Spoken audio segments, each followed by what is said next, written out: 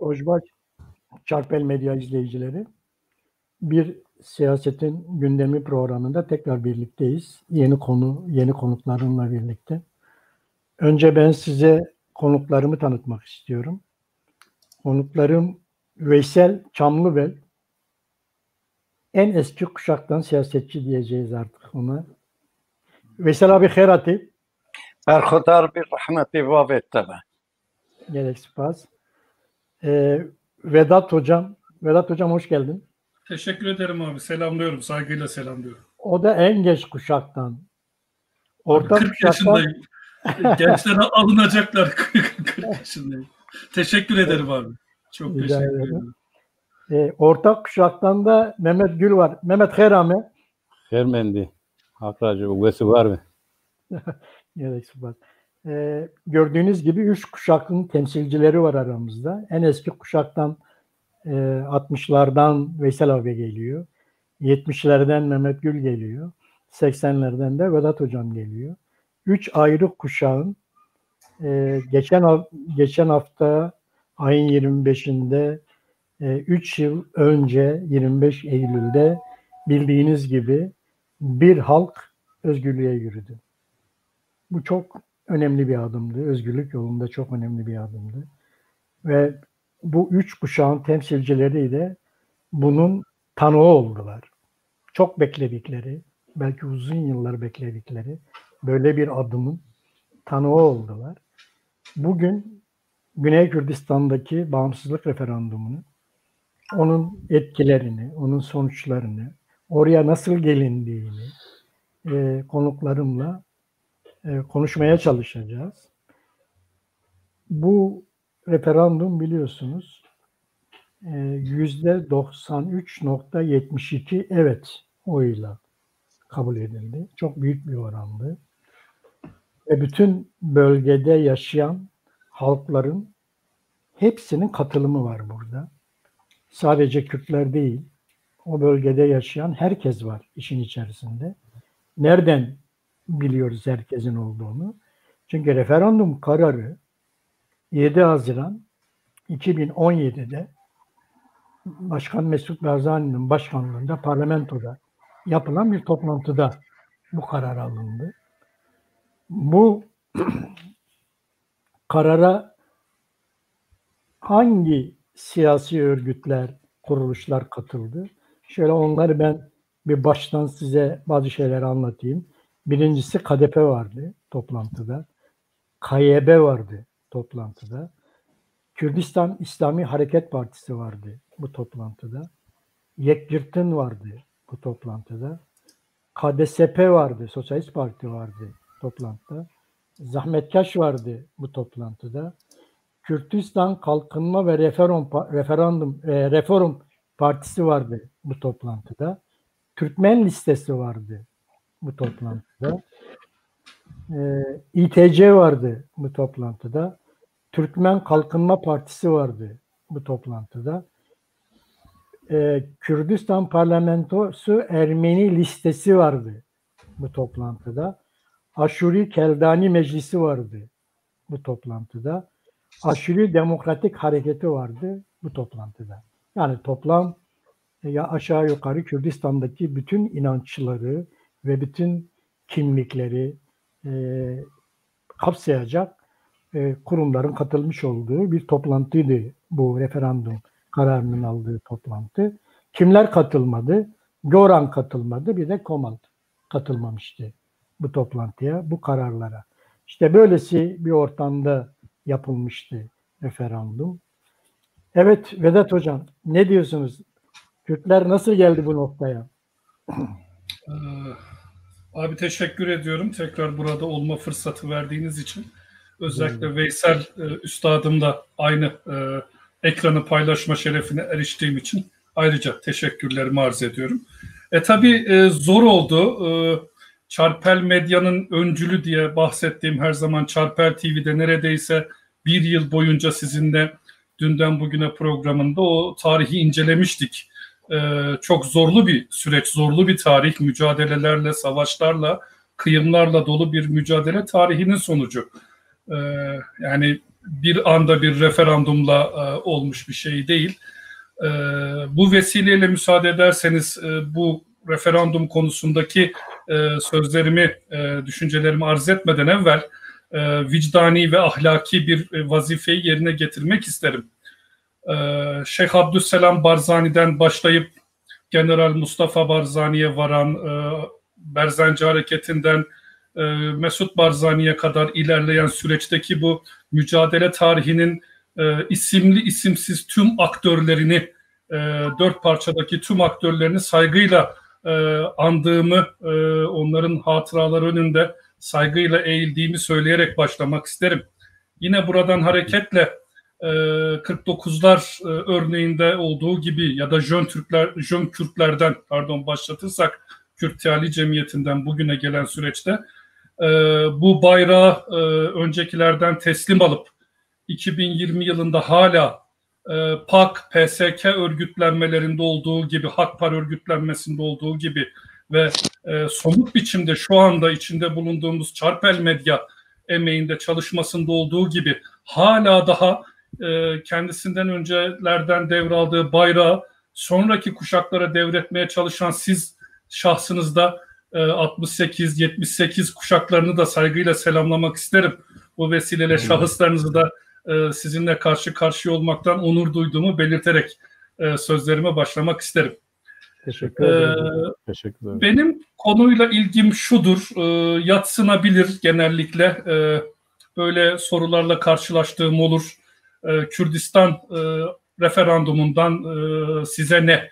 Bu her iki cepheden de, yani kendini Türk olarak adlandıran cepheden de gelen bir sorudur bana ve Kürt olan cepheden de azınlıkta olsa da gelen bir sorudur. Birincisi tabii kişisel bir mesele. Türkiye coğrafyasının, şu andaki ismiyle Türkiye coğrafyasının bir insanıyım. 40 yıllık ömrümün 2'si de Kürt coğrafyasında geçti diyebilirim rahatlıkla. Bir ikinci sebebi de akademik çalışma alanım, ilgi ve teknik anlamıyla uzmanlık alanımdır.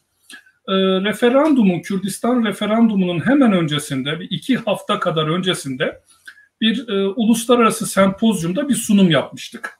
Müsaade ederseniz ben bu sunumla ilgili, sunumun içeriğiyle ilgili bilgi vermek istiyorum. Doğrudan referandumla da ilgili çünkü. Bu vesileyle de bu sunumu beraber gerçekleştirdiğim, çalışmayı aylarca beraber yürüttüğüm, son birkaç 20 gündür de korona belasıyla mücadele edip nihayet taburcu olan sevgili çalışma arkadaşım, dostum ve iyi bir Kürt bilinci sahibi Hakan Güzelsoy'u da burada anıyorum, geçmiş olsun diyorum kendisine. Bizim çalışmamız esasen Kürt devletleşme sürecinin referanduma kadar ilerleyen tarihsel hikayesinin bütününe şamildi. Nereden nereye gelindi sorusuna bakan bir soruydu. Yani anayasa tekniği bakımından doğrudan referandumu ya da uluslararası hukuk bakımından referandumu önceleyen bir çalışmadan ziyade onun tarihsel arka planını inceleyen bir çalışmaydı. Bu çalışmanın teorik arka planını, altyapısını Max Weber'in, bizim siyaset biliminde Weberyan yöntem, metodoloji dediğimiz kuramsal çerçeve oluşturuyordu. Bilindiği üzere Weberyan teori genellikle devlet yönetimlerinde, bürokrasi yönetimlerinde otorite ve meşruiyet ilişkisine dayanır. Otoriteyi var eden meşruiyettir. Dolayısıyla biz bu referandumun tarihsel arka planını oluşturan meşruiyet geçmişini araştırdık. Burada bizim bakış açımız şuydu. Max Weber'in de insanlık tarihine şamil olarak şablonlaştırdığı üçlü aşamayı Kürdistan devletleşme tarihine, uluslaşma tarihine uyarladık. Burada şunu gözlemledik. Tam olarak Weber'in eserlerinde andığı geleneksel dinsel otorite, karizmatik lider otoritesi ve modern çağımızda da akılcı, rasyonel, yasal otorite ve meşruiyet üçlü zincirinin tam olarak Kürdistan devletleşme tarihine uyduğunu tespit ettik. Bu anlamda müsaade ederseniz buradan rejiden de rica edebilirim zannediyorum. Birkaç görsel arz etmek isterim ben.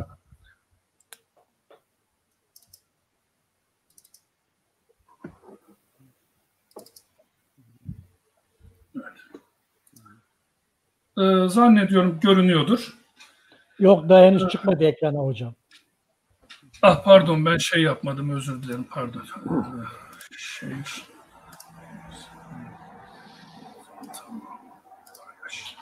Evet, şu anda paylaşıyorum. Paylaşın hocam. Daha çıkmadı ekrana. Çıkmadı mı? Çıktı. Şu anda çıktı. Evet. Evet, Şeyh Abdüsselam Barzani. Biz sevgili Nurullah abiyle bir Çarpel TV programında tam bir program boyu onun hareketinin, eyleminin tarihsel öncülüğü, öznelliği üzerinde durmuştuk. İlk Kürt haklarından bahseden o meşhur İstanbul'a çektiği telgrafta Kürt memurlarının atanmasından, Kürt dilinin kullanılmasından bahseden hareketin lideri. Ancak Şeyh Abdüsselam Barzani'nin dini otorite, geleneksel otorite olma özelliği sonraki kuşaktan daha baskın. Çünkü kendisi bilindiği üzere Nakşibendi geleneğinin önemli lider düzeyinde bir ulusu, bilgesi diyebileceğimiz bir dini kişilik. Ve hareketine o kişisel özelliği, bu dini geleneksel özelliği de harekete damga vuruyor. Çevresine topladığı arkadaşları, çalışma arkadaşları genellikle dinsel çevrelerden, yöreye özgü, Kuzey ve Güney Mezopotamya özgü, medrese tabir edilen dinsel çevrelerden gelen bir çevre. Dolayısıyla harekete de tam olarak damgasını vurmuş durumda. Fakat daha sonra bu da gelmiştir zannediyorum. Daha gelmedi hocam. Gönderdiniz mi? Evet, şu anda paylaşıyorum. General Mustafa Barzani. Geldi o ekranda şu an. Evet, peki. General Mustafa Barzani.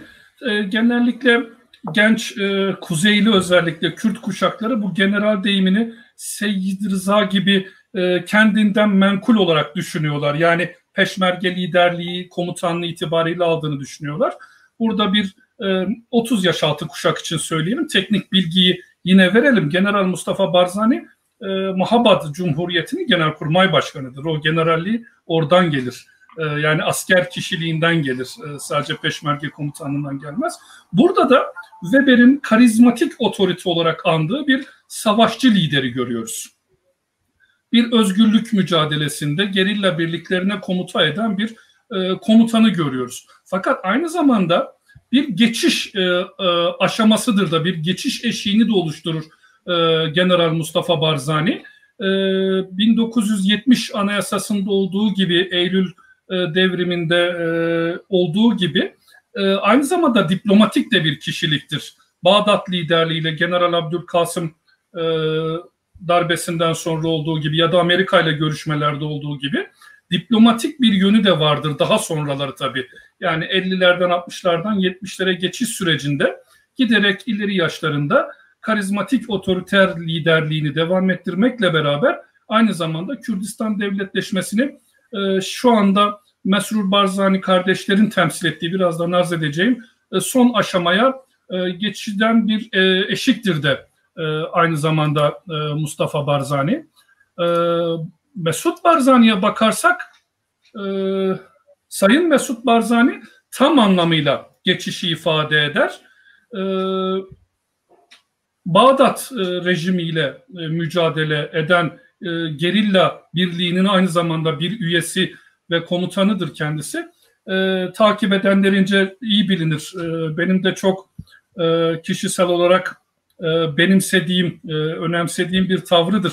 Kendisini tanıtırken her zaman önce Kürdistan Peşmergesi diye başlar.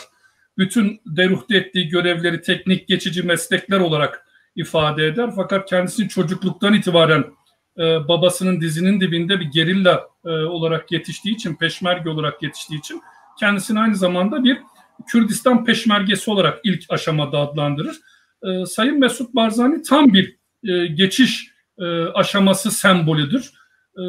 Hem General Mustafa Barzani'den devraldığı askeri çizgiyi, karizmatik savaşçı liderliği, komutanlığı halen sembolik olarak devam ettirirken kendi kuşağı içerisinde, hala yaşayan kuşağı içerisinde onun siyasi kimliğini bir türlü benimseyemeyen ben yaşlı peşmergelerle tanıştım. Gerçekten çok duygusaldı.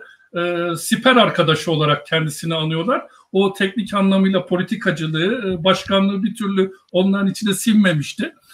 Fakat aynı Mesut Barzani'yi biz, özür dilerim. Evet, aynı Sayın Mesut Barzani'yi biz devlet kurucu bir lider olarak da gözlemliyoruz. Zannediyorum ekrana gelmiş olmalı. Evet, ekranda hocam.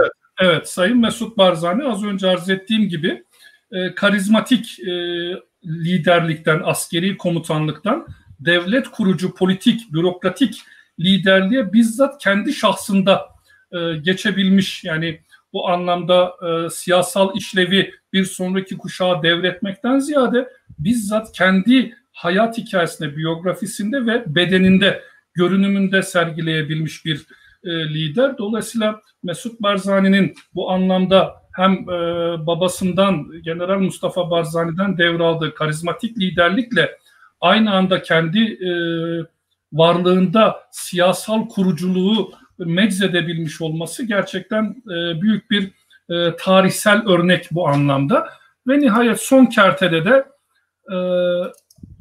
son kuşağa bakarsak, Sayın Mesut Barzani'nin kuşağına bakarsak tam olarak Max Weber'in yasal, rasyonel, akılcı, otorite ve meşruiyet olarak tarif ettiği görüntüye tam olarak uyuyorlar. Aslında gerçekte kendileri de peşmerge birliklerinde yetişmiş askerler olmakla beraber müthiş derecede küreselleşme sürecine uyum sağlamış liderlikler. Ünvanları da bu anlamda önemli. Arz ettiğim görüntüleri başa sararsam tekrar ne demek istediğim anlaşılacaktır. Şeyh, General, Başkan, Serok ve bugünkü Başbakan, Serok Vezir ünvanlarına baktığımızda dediğim gibi geleneksel dinsel otoriteden karizmatik askeri komutanlık otoritesine ve oradan da bugünkü küreselleşme sürecine özgü ekonomik, teknokrat, artık kurucu aşamadan ziyade Sayın Mesut Barzani'nin vücudunda cisimleşen kurucu otoriteden ziyade kurulmuş ve kurulma aşamasını, kurumsallaşma aşamasını devam ettiren teknisyen insanlar görüntüsünü izliyoruz son kuşakta da. Dolayısıyla ben bitirirken burada bu çalışmada bizim arz etmek istediğimiz şuydu genellikle. Malumunuz özellikle Kuzey'de böyle bir eleştirellik yıllar yılı dillendirilmiştir. Özellikle 80'lerden bu yana işte devletin de Türkiye Cumhuriyeti Devleti'nin söylemiyle de benzeşen bir eleştiri vardır. Kuzeydeki ana akım Kürt siyasetinde.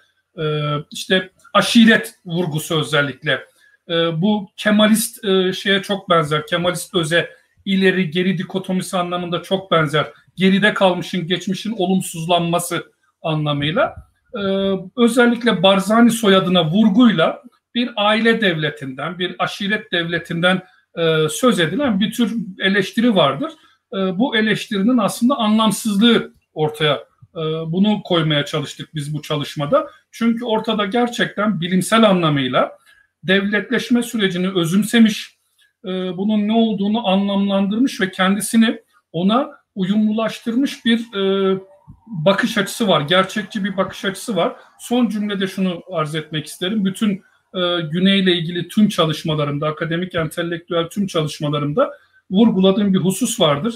Sayın Mesut Barzani gerçekten siyasetin bizim siyasal bilgiler fakültelerinin giriş sınıflarında öğrendiğimiz anlamıyla, kavramıyla siyaset gerçekten imkanları kullanma sanatı ise bunun gerçek bir ustasıdır. Gerçekten ustasıdır. İdeal olana erişme çabasında var olanı da elden kaçıran maceracı anlayışlardan ziyade gerçekten bir kurucu olarak, devlet kurucu olarak bütün iç ve dış faktörleri mükemmel düzeyde kullanabilmiş, diplomatik yeteneğiyle askeri savaşçı liderliğini gerçekten meczedebilmiş, imkanları hiçbir zaman zorlamamış ve nihayet 2017 Eylül'ündeki büyük eserine ulusunu da kendisinde kavuşturabilmiş büyük bir liderdir. Bu vesileyle kendisini tekrar ben burada izleyicilerimizin huzurunda, sizlerin huzurunda saygıyla selamlıyorum. Şimdilik söyleyeceğim bu. Çok teşekkür ederim. Ben teşekkür ederim Vedat Hocam. Çok sağ olun. Veysel abi, siz burada en eski kuşaksınız. Sizin duygularınızı almak istiyorum. 3 yıl önce bu halkın özgürlüğe yürüyüşünü nasıl değerlendiriyorsunuz? Evet. Sevgili Nurullah'cığım, şimdi öncelikle ufak bir şeyi ifade etmek isterim. Bu siyasetçi tabiri benim benim konumuma pek uygun düşmedi, onu ifade etmek isterim. Çünkü siyaset çok farklı, gerekli, çok etkili, önemli bir disiplindir. Fakat her insan siyasetle ilgilenmek ayrı bir şey, siyaset yapmak ayrı bir şey. Siyasetçiyi ben bir siyasi hareket programına, örgütlenmesine, kadrolarına dayanan büyük bir mücadele olarak algılıyorum. Çok çok önemli bir şey. Fakat ben siyasetçi değilim. Çünkü hiyerarşik bir hayat benim tarzıma uygun değil. Ben hiç kimsenin şeyhi olacak vasıfta bir insan da olmak istemem, değilim. Müridi hele asla olamayacak bir şeyim. Peki benim sıfatım ne? Ben şöyle kendimi hissediyorum, algılıyorum. Ben hasbelkader kendini belli ölçülerde yetiştirmeye çalışmış aydınlanmacı bir Kürdüm. Yani aydınlanmacılık ayrı bir disiplindir. Yani Batı örneğinden kalkıp Doğu örneklerine de ulaşmak mümkün. Bunu ifade etmek istiyorum. Aydınlanmacı hiyerarşik çalışmaz ve birey eksenli kendini ifade eder daima ve referansı şu parti bu parti de olmaz. Direkt referansını ülkesini, halkını ve toplumunu referans alır. Bu aydınlanmacılıktır bu da. Bir de aydınlanmacının yerelden kalkıp da evrenselle buluşmak diye bir kaygısı var. Siyasetçinin böyle bir kaygısı büyük ölçüde yoktur yani. Dolayısıyla siyasetçiden iyi birey çıkmaz. Yani iyi mürit çıkar, iyi şey çıkar. Toplumun da buna çok ihtiyacı vardır. Fakat ben hasbelkader kendi çapımda kendi halkıma, kendi insanıma, diline, kültürüne, araştırmalarına, tarihine hizmet etmeye çalışan bir insan olduğum için ve birey eksenli davranan, hisseden, düşünen, algılayan bir insan olduğum için benim o siyasi kategoriye koymayı istemem. Çok kıymetli bir kategoridir ama benim doğam da aykırıdır. Benim vasfım da ona çok aykırıdır. Çok da saygı gösteriyorum siyasetçiye. Birincisi bu. Bir de şunu söyleyeyim hemen. Zamanımı da aşmayacağım. Beni lütfen uyarırsınız. Bugün Kürdistan'ın kuzeyinde ve Kürt halkının 20 milyonla ifade edildiği bir alanda çok zorlu bir mücadele var. Her yerde var da burada da yaşadığımız için birebir zorlu bir mücadele var ve tek adam rejimi ve tek parti rejimi almış başını gidiyor ve önüne gelen muhalifi yapmaya, nefes aldırmamaya zorluyor. Çok zorlu bir şey ve bu çerçevede HDP'nin kendini Türkiye Partisi diye vasıflandıran HDP'nin boy hedefi yapılması da çok anlamlıdır. Yani bu Türkiye'de antidemokrasinin kaynağının da Kürt meselesi olduğu çok açık bir şekilde bellidir. Ve o Türkiye Partisi çerçevesinde Kürt meselesiyle ilgilenen, Kürt meselesini Türkiye'nin bir meselesi gören bir partiye, yani 6 yıl önce olan bir şeyden dolayı, bir bahaneden dolayı yeniden böyle sopayı sallamak, herkesi tutuklamak filan filan, bu ne insanlıkla bağdaşır, ne hukukla bağdaşır, ne adaletle bağdaşır. Yani bunu çok üzüntüyle ve tepkiyle karşıladığımı ifade etmek isterim önce. Bu çok önemlidir. Yani bütün Kürt örgütlerinin de, bütün Kürt kesimlerinin de bence böyle bir şeyi kabul etmemek üzere bir tepki göstermesinde de yarar uman bir insanım. Bir Türkiye Partisi, münhasıran bir Kürdistani parti değil HDP. Bu çerçevede HDP'nin eksikleri de, yanlışları da, kusurları da var her şeyde olduğu gibi. Fakat bu çok vahim bir şeydir. Bunu kabul etmek mümkün değildir. Hiçbir vicdan sahibi insan bunu kabul etmez. Şimdi izninizle sorunuza geleyim. Şimdi referandum öncesi Güney Kürdistan bölgesi denildiği zaman benim hemen aklıma şu geliyor. O 500 yıl öncesinden beri Güney Kürdistan diye tanımladığımız o bölge bugün birçok farklı devletçiklerden, o Soran devletçiyi demek mümkün, Bertinan devletçiyi demek mümkün.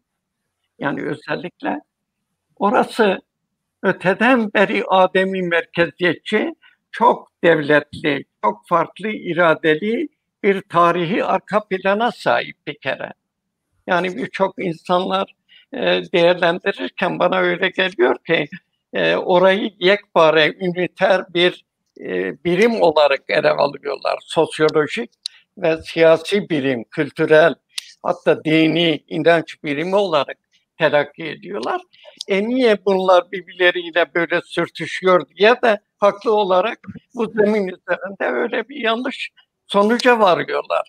Halbuki orası öteden beri farklı iki iradenin hüküm sürdüğü, zaman zaman birbirleriyle temasa geçtiği, uzlaştığı, kaynaştığı, zaman zaman birbirlerinden ayrışıp düşman ettiği federal bir bölge Güney Kürdistan. Süleymaniye ile Erbil ayrı iki siyasi merkezi temsil ediyorlar. Dolayısıyla kurulurken de 2003'te Amerika'nın oraya ayağını basması ve o şartlara göre de kendine bir alan açması sonucunda, tabir yerindeyse, orada bir federal devletin doğdu, temeli doğdu. Fakat o federal devlet de iki ayaklı bir devlet, yani devletleşme girişimi. Oradaki devletleşme farklı iradelerin bir araya gelip böyle bir üst irade oluşturma şeklinde cereyan eden bir devletleşme. Kendisi federal zaten. O karakterde. Birçok bakımdan da bunun zemini var. Yani inanç cephesinden, lehçe cephesinden, kentleşme, köylülük bakımından, birbirlerinden sosyolojik olarak da farklılık gösteren bir bölge. Yani orada her an bir farklılığın, ayrılığın ve karşıtlığın doğacağı potansiyeli de var yani. Bu bir realite, oranın güneydeki devletleşme ve uluslaşma İran'a da benzemez, İran'daki hadiselere de benzemez, kuzeye de benzemez, o güneybatı Kürdistan bölgesine de benzemez. Her parçanın da birbirlerinden tarihi rotaları, yürüyüşleri filan bakımından da bir takım farklılıklar var ve çözümlerin de farklılığını mecbur kılıyor bu şey. Dolayısıyla gelelim ve orada konuşmamın sonuna doğru yürüyelim. Şimdi bir kere federal Irak doğarken Kürtler kendi özgür iradeleriyle hem Berzani hem Talabani şunları söylemişti, hatırlıyorum, ve isabetli bir şey. Bağımsızlık bizim hakkımız her halk gibi. Bizim de hakkımız. Ama biz federal bir Irak'ı tercih ediyoruz. Yani şu pozisyonuyla tercih ediyoruz.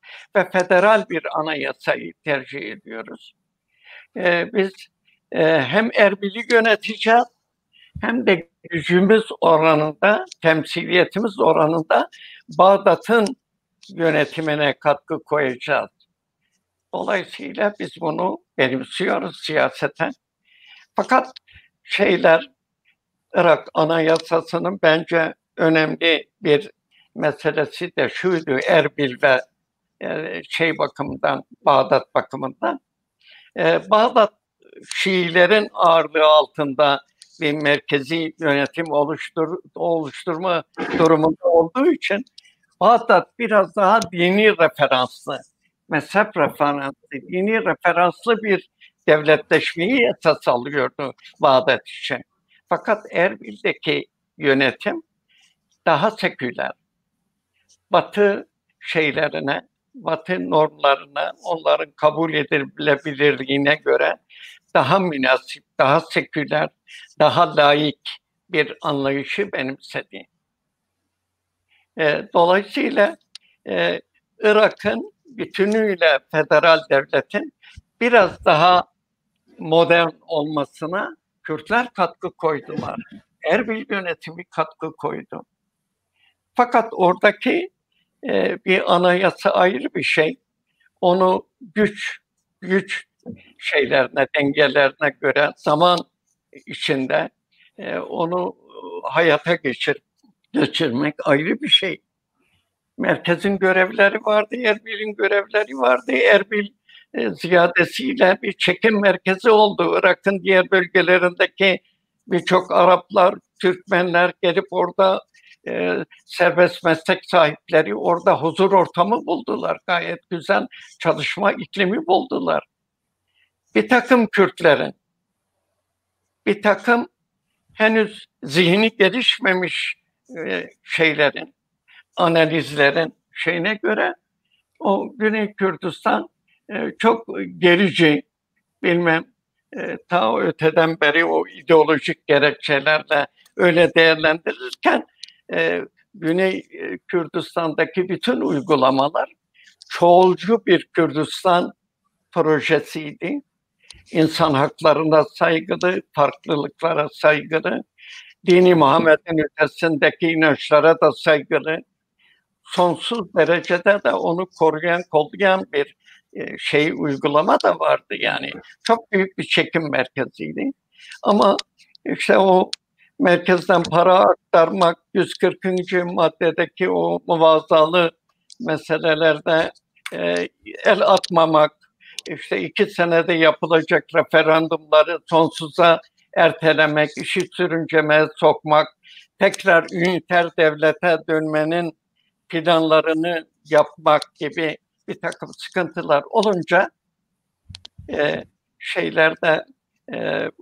doğrusunu söylemek lazımsa Kürdistan Demokrat Partisi'nin öbür Goran'a göre Yekiti'ye ve öbür İslami örgütlere, zahmetkeşilere, öbür örgütlere göre daha az kusurlu bir partiydi, daha az eksik bir partiydi. Gerçekten Kürt aristokrasisinin önemli bir birleşenini oluşturan Berzan ailesi, hakikati söylemek için bunları söylüyorum. Yani millici bir ruha sahip bir aile. Çok eksiklerine rağmen. Eksiklikte her şeyde vardır zaten. Hayatta mükemmeliyet yoktur. Mükemmeliyet yok. Ben neticede bitiriyorum herhalde. Vaktim geçmesin. Bu referandum isabetli bir karardı. Şunu son bir şey olarak söyleyeyim. Batı dünyasında böyle referandum gibi bir hukuki müessese var. Partiler karar vermiyorlar büyük hadiselere. Halk oyu, halk iradesi bizzat kendisi referandumla veriyor. Fakat Asya'da bunun bir örneğini bilmiyorum. Kim biliyor bilemiyorum. Ben şahsen buna vakıf değilim yani.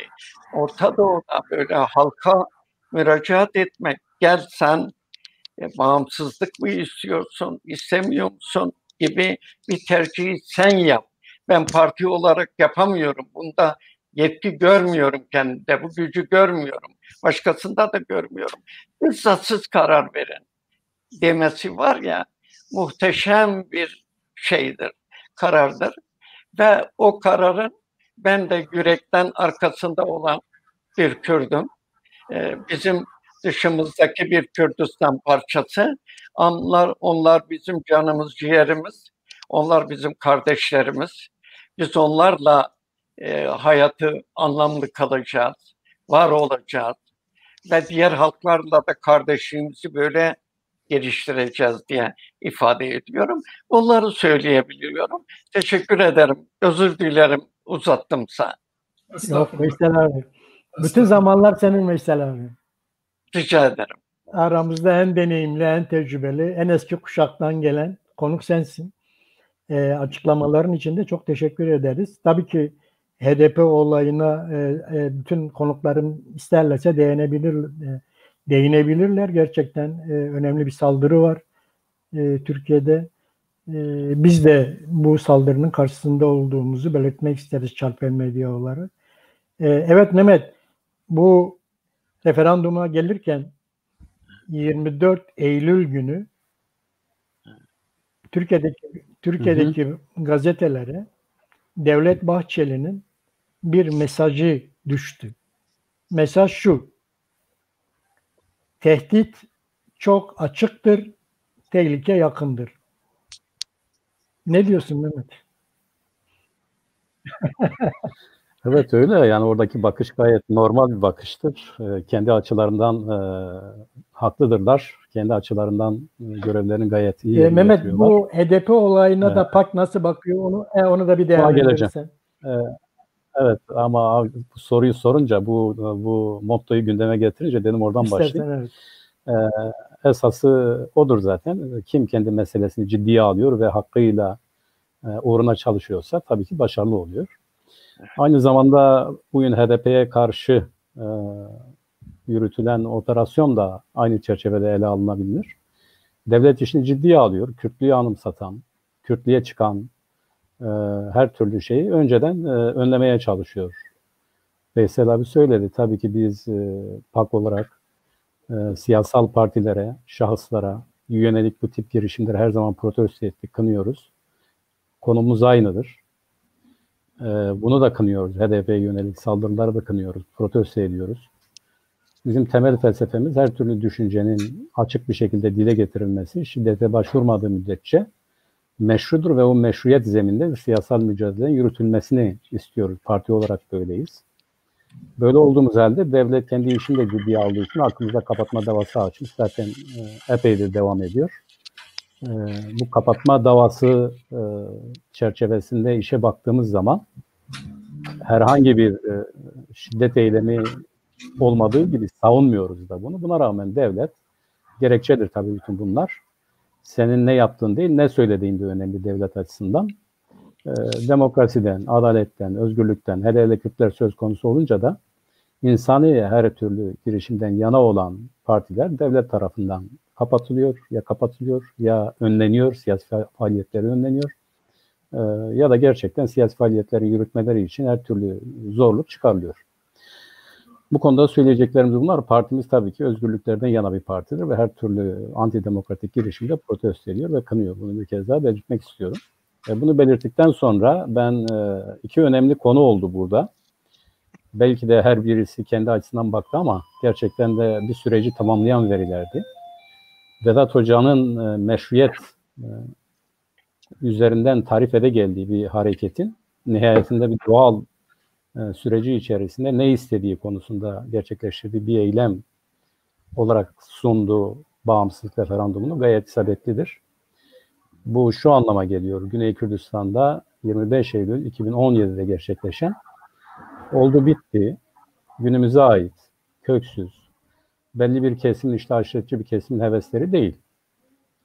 Bu referandum kökleri derinlere giden, 200 yıllık bir tarihi olan ve bu 200 yıllık tarih içerisinde de bir halkın özlemlerini dile getiren siyasal kadronun, geleneğin, göreneğin, bir ulusal talebin 25 Eylül 2017'de kim olursa olsun, adı sanı ne olursa olsun ama bu halkın bağrından kopup gelmiş bir ulusal hasletin ortaya konması ve sorulmasıdır.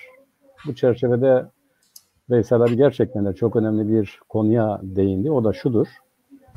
Referandum meselesi Orta Doğu'da alışık olunan bir şey değildir. Yani bir meselenin, bir olayın halka sunulması, iyi midir, değil midir gibi bir sonuç elde etmek için halka sorulması bir gelenek haline almış değildir. Bir siyasal tercih de değildir.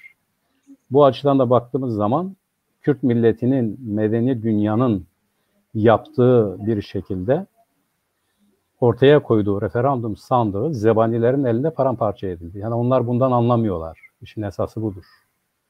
Halka sormak nedir, ne anlama gelir? Bu bizi yönetenler, Orta Doğu egemenleri ve aynı zamanda onlarla çıkarları kesişen ya da eğer Kürtler burada bir devlet kurarsa buradaki çıkarları sarsılacak olan dünya devletleri de bu zebanilerin girişimi karşısında sessiz kaldı ve bir milletin özlemi yeniden tanınmadı. Fakat bu onun bir hiç olduğu anlamına gelmiyor. Burada üzerinde durmamız gereken konu şudur evvela. Neden referanduma gitti Güney Kürdistan? Bunun bir tarihsel sebebi var. Az önce de izah ettim. Kürt milleti her zaman kendi başına olmak istemiştir. Kendi kendisini yönetmek istemiştir. Bu o kadar derin bir özlemdir ki 200 yıl takip edebiliyoruz. Yani yeni olan bir vaka değildir. Kürt milleti fırsat bulduğu anda her zaman egemenlere karşı baş kaldırmış ve özgür olmak istemiştir. Bu özgürlük talebini dile getirenlerin statüsüyle, sosyal yapısıyla, siyasal pozisyonuyla alakalı değil, bir milletin bağrından kopup gelen ortak bir istektir. Yani bir aşiret ağası da bağımsız olmak istemiştir, bir şeyh de bağımsız olmak istemiştir, bir siyasal yapı da bağımsız olmak istemiştir.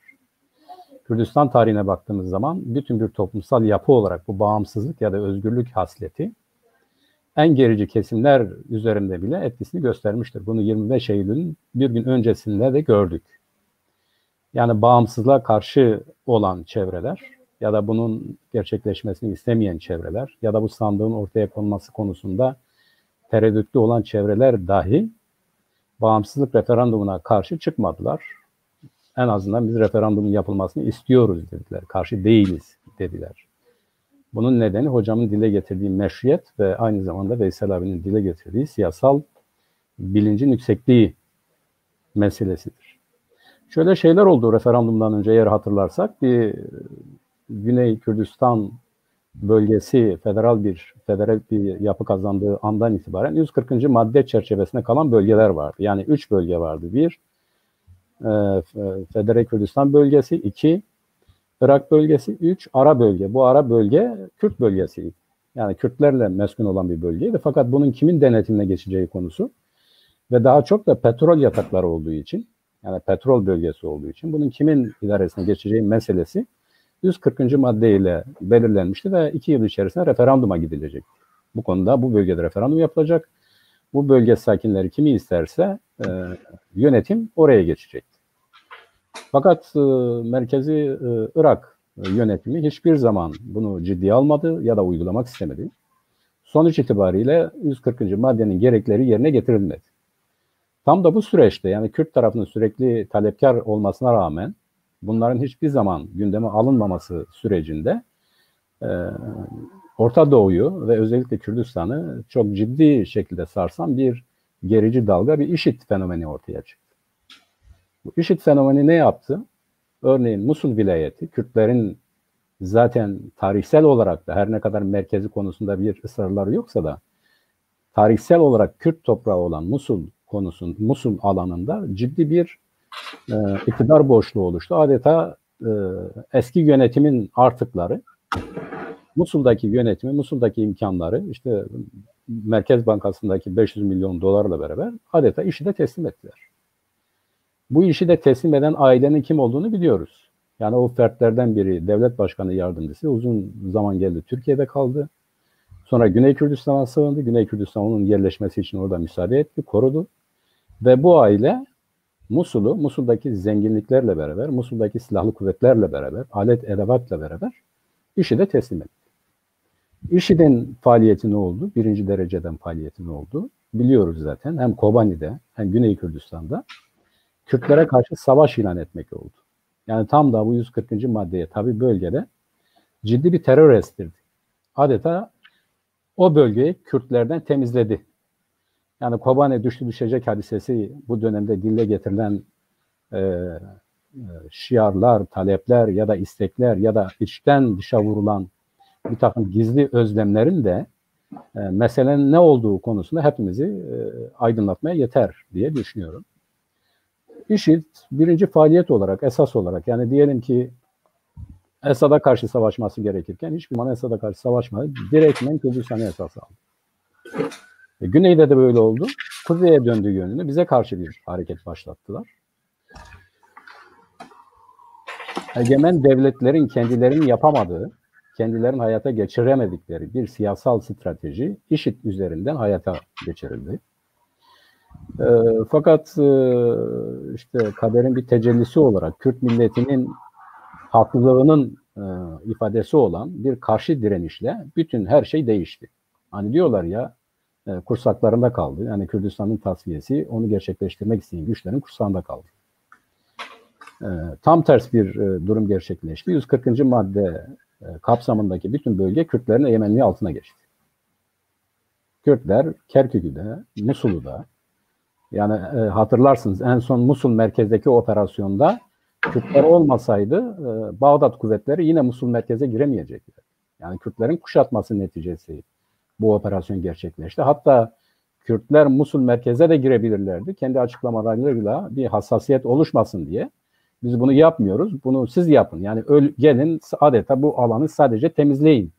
Ortada savaşılacak bir kuvvet de yok. Zaten darmadağın edilmişti Kürtler tarafından. Ve Kürtler 140. madde kapsamındaki bütün alanların egemen gücü haline geldi. Yani referandumdan önce olay böyleydi. Güç ilişkileri değişmiş, egemenlik alanları değişmiş ve doğal olarak bölgede az önce de Veysel abinin dediği gibi eğer Kürtler olmasa Irak diye bir şey kalmayacak. Kürtler ikinci defa Irak'ı kurtardılar. Yani birincide Saddam'dan, ikincide de IŞİD'den kurtardılar. Ve yine gelin birlikte bu meseleyi adil bir şekilde çözelim dediler. Maalesef bu konuda yine bir adalet, bir sağlıklı anlayış, demokratik bir yaklaşım göremediler. Kürtlerin zaten kendisinin olan bölgedeki egemenliği hem bölge güçleri tarafından hem dünyanın kimi bölgede çıkarları olan devletleri tarafından hem de Irak yönetimi tarafından adeta bir işgalci varlıkmış gibi tanıtılmaya çalışıldı. Yani bu Kürtlerin aleyhine kullanıldı. Bu kadar fedakarlık, bu kadar mücadele ya rağmen kendi topraklarını alan bir millet sanki de orada işgalci kuvvetmiş gibi gösterildi ve bir an önce buradan çıkarılması için oyunlar tezgahlandı ve IŞİD yerine bir Haçlı Şabi geçirildi. Bu Haçlı Şabi'nin de birincil görevi işte Kürtleri 140. maddeye tabi bölgeden çıkarmak üzerine inşa edildi. Bu kuvvetler böyle örgütlendi. Ben şahsen referandum meselesinin bugünden bakıldığında eleştirilen zamanı değildi. İşte bak yenildi, Kürtler topraklarını kaybetti gibi eleştirilere muhatap olan referandumun hayata geçirilmesinin birinci nedeni Kürtlerin 140. madde çerçevesinde zaten kendilerinin olan toprakları ele geçirmesiyle beraber rahatsız olan devletlerin Kürtleri buradan çıkmak gibi bir planı karşısında merkezi yönetim yani Kürt yönetimi 140. maddenin gereği olarak bir referandumu düşündü ve hayata geçirdi. Bu şu anlama geliyor. Eğer Kürtlere fırsat verilirse ya da demokratik bir yaklaşım gösterilirse sadece Kürdistan'ın kurtarılmış bölgesinde değil, yani bugünkü Irak Kürdistan'ı bölgesel yönetiminin egemenliği altında olan topraklarda değil, aynı zamanda tartışmalı bölgelerdeki Kürtler de muhtemelen bağımsızlık yönünde, yani kendi kendilerini yönetme yönünde karar vereceklerdir. Ve referandumu kararlaştıran irade bunu düşündü. Neden? Bu bölgeyi elde tutmak her zaman mümkün olmayabilirdi. Yani bir silahlı çatışma durumunda bu bölgenin yeterince tahkim edilmemiş olması nedeniyle. Bir, iki, o bölgede meskun bir takım güçlerin bağımsızlık konusunda pek irade sahibi olmaması nedeniyle. Üç, eğer o şartlar gelirse bölge devletlerin de müdahalesiyle bu güç karşısında dirilemeyeceği kaygısıyla, düşüncesiyle. Bu düşünceler tabii ki büyük oranda bana aittir, benim tahlilimdir. Biz bunu referanduma gitmek şartıyla dünya milletlerinin önüne Kürtler bağımsızlık istiyor talebini koyabiliriz dediler ve bu bizim elimizdeki en büyük delillerden, imkanlardan, kazanımlardan biri olacak düşüncesiyle referanduma gidildi. Referandum konusundaki bu karar ben o zaman da savunuyordum, bugün de savunuyordum. Yani bunun sonuçlarını biraz sonra tartışacağız, o ayrı bir konudur. Fakat bugün şunu biliyoruz, Kürt milleti artık, yani bundan çıkarılacak dersler itibariyle söylüyorum, Kürt milleti Güney Kürdistan'da kendi kendisini yönetmek istediğini, bağımsız bir devlet olarak kendisini yönetmek istediğini ortaya koymuştur. Bu tartışılmaz bir gerçektir. En büyük kazanımı da budur. Bunu da şöyle yorumlamak lazım ayrıca. Bağımsızlık referandumu neticesinde bağımsızlığın tesisi konusundaki irade neydi dersek, Kürtler o zaman da söylediler. Yani bunu o günleri hatırlatmak için söylüyorum.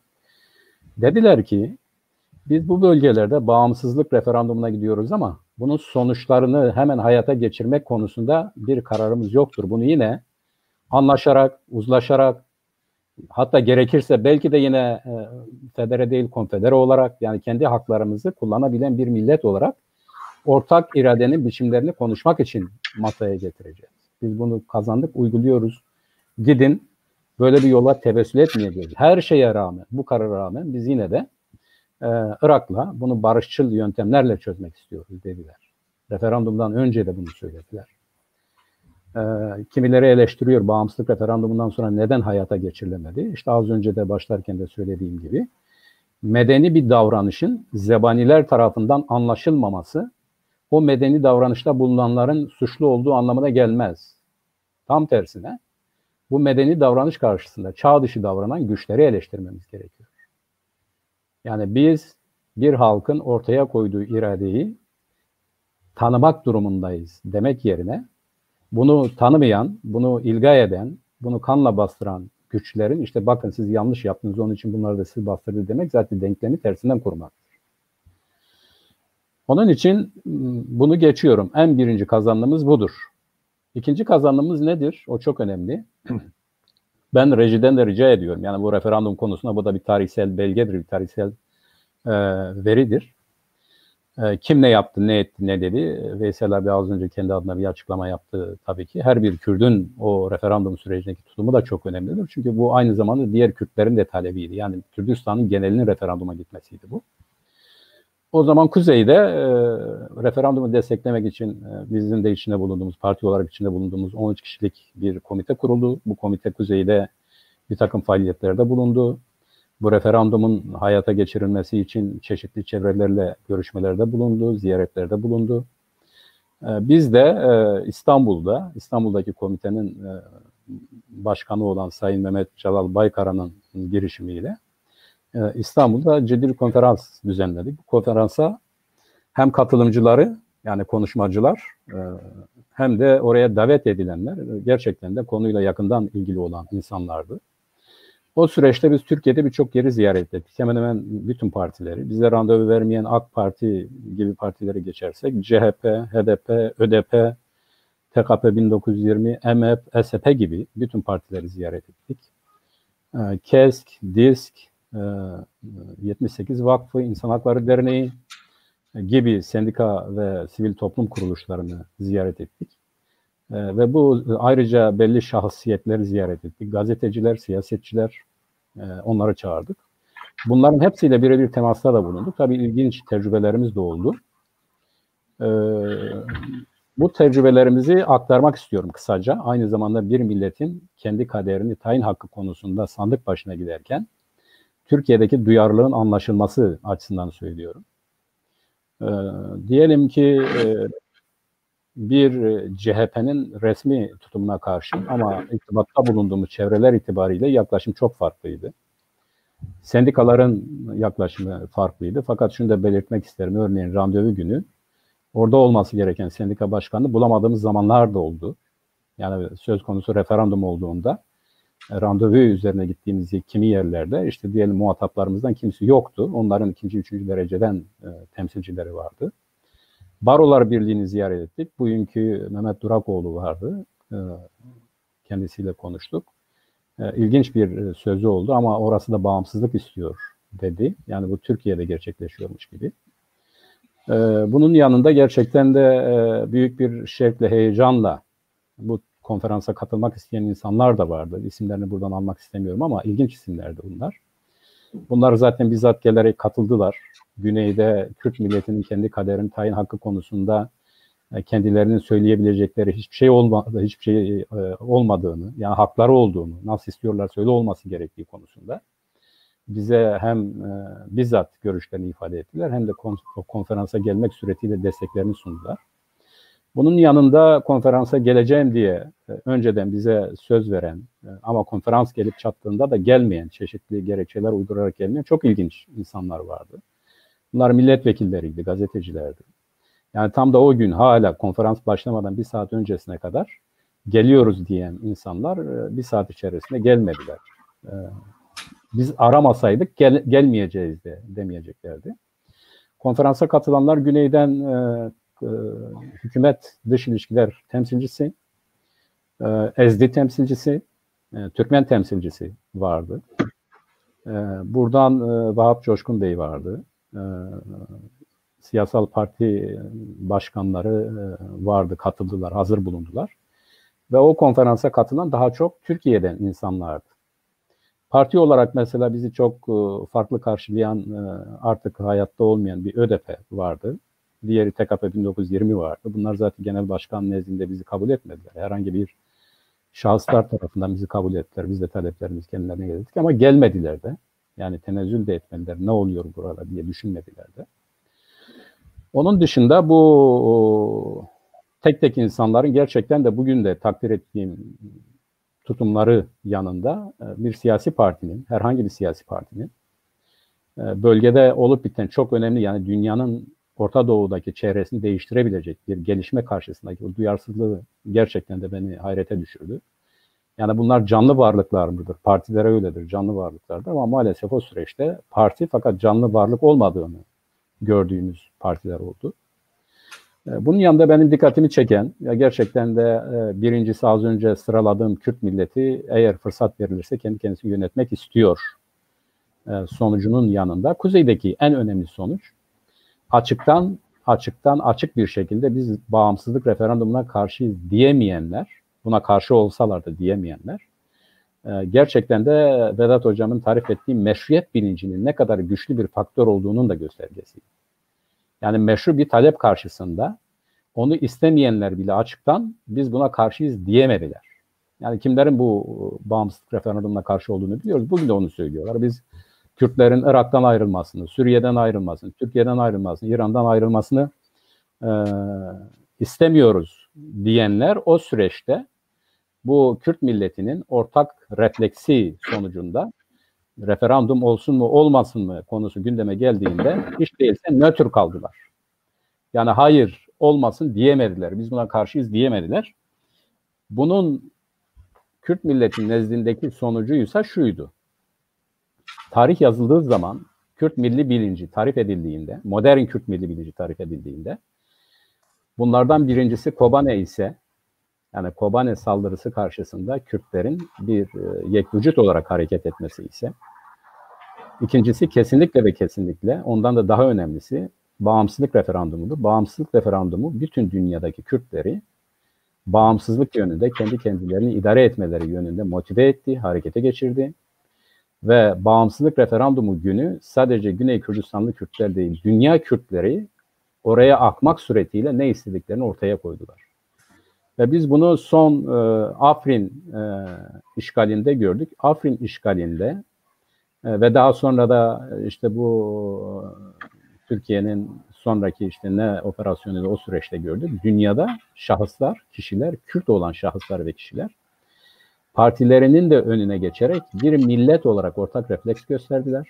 Ve bu milli bilincin, yani Kobane bilincinin, referandum bilincinin Afrin bilincinin işte bu son Türkiye Cumhuriyeti'nin operasyonu karşısında aldığı biçimin ne düzeye geldiğini gösteriyor. Bunlar hepsi onun faktörleridir. Yoğunlaşarak geliyor.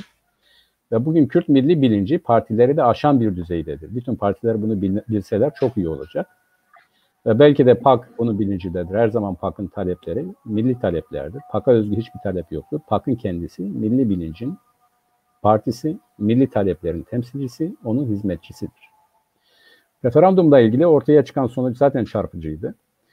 Fakat şöyle bir şey oldu. Veysel abinin işaret ettiği gibi onu bilmemiz lazım. Bu tarihsel sebeplerden ötürü kimi yerlerde referanduma katılım düşük kaldı. Bunun nereler olduğu bellidir. Bu tarihsel yaklaşım itibariyle meseleyi değerlendirdiğimiz zaman sebeplerini araştırmak lazım. Fakat Kürt parlamentosunda, Kürdistan parlamentosunda referandum meselesi görüşülürken hatırlıyorsunuz artık millet şunu söylüyordu. Ya bu referandum bir efsanedir, bir söylencedir. Barzani'nin referanduma gidecek bir gerçek niyeti yoktur. İktidarda kalmak için bunu yapıyor.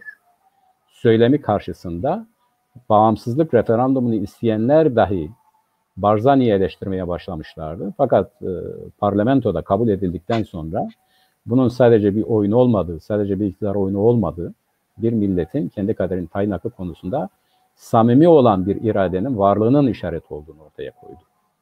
Ve orada şunu da görmemiz lazım. Bugün çok rahat bir şekilde ya biz şöyle demiştik, böyle demiştik diyenler o parlamentoda bağımsızlık referandumu oylamasında hemen hemen karşı çıkan olmamıştı yanlış hatırlamıyorsam. Demek ki bu aynı zamanda o meşruiyet bilincinin dışa vurumu neticesinde parlamenterler bile hayır biz buna karşıyız diyemediler.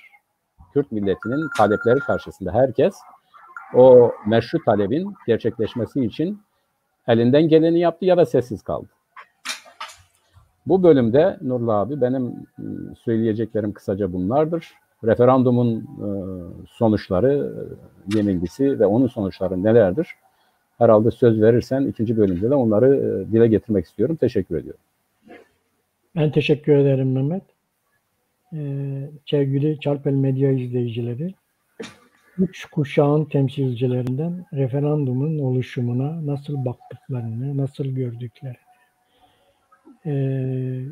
anlattılar, dinledik. Tabii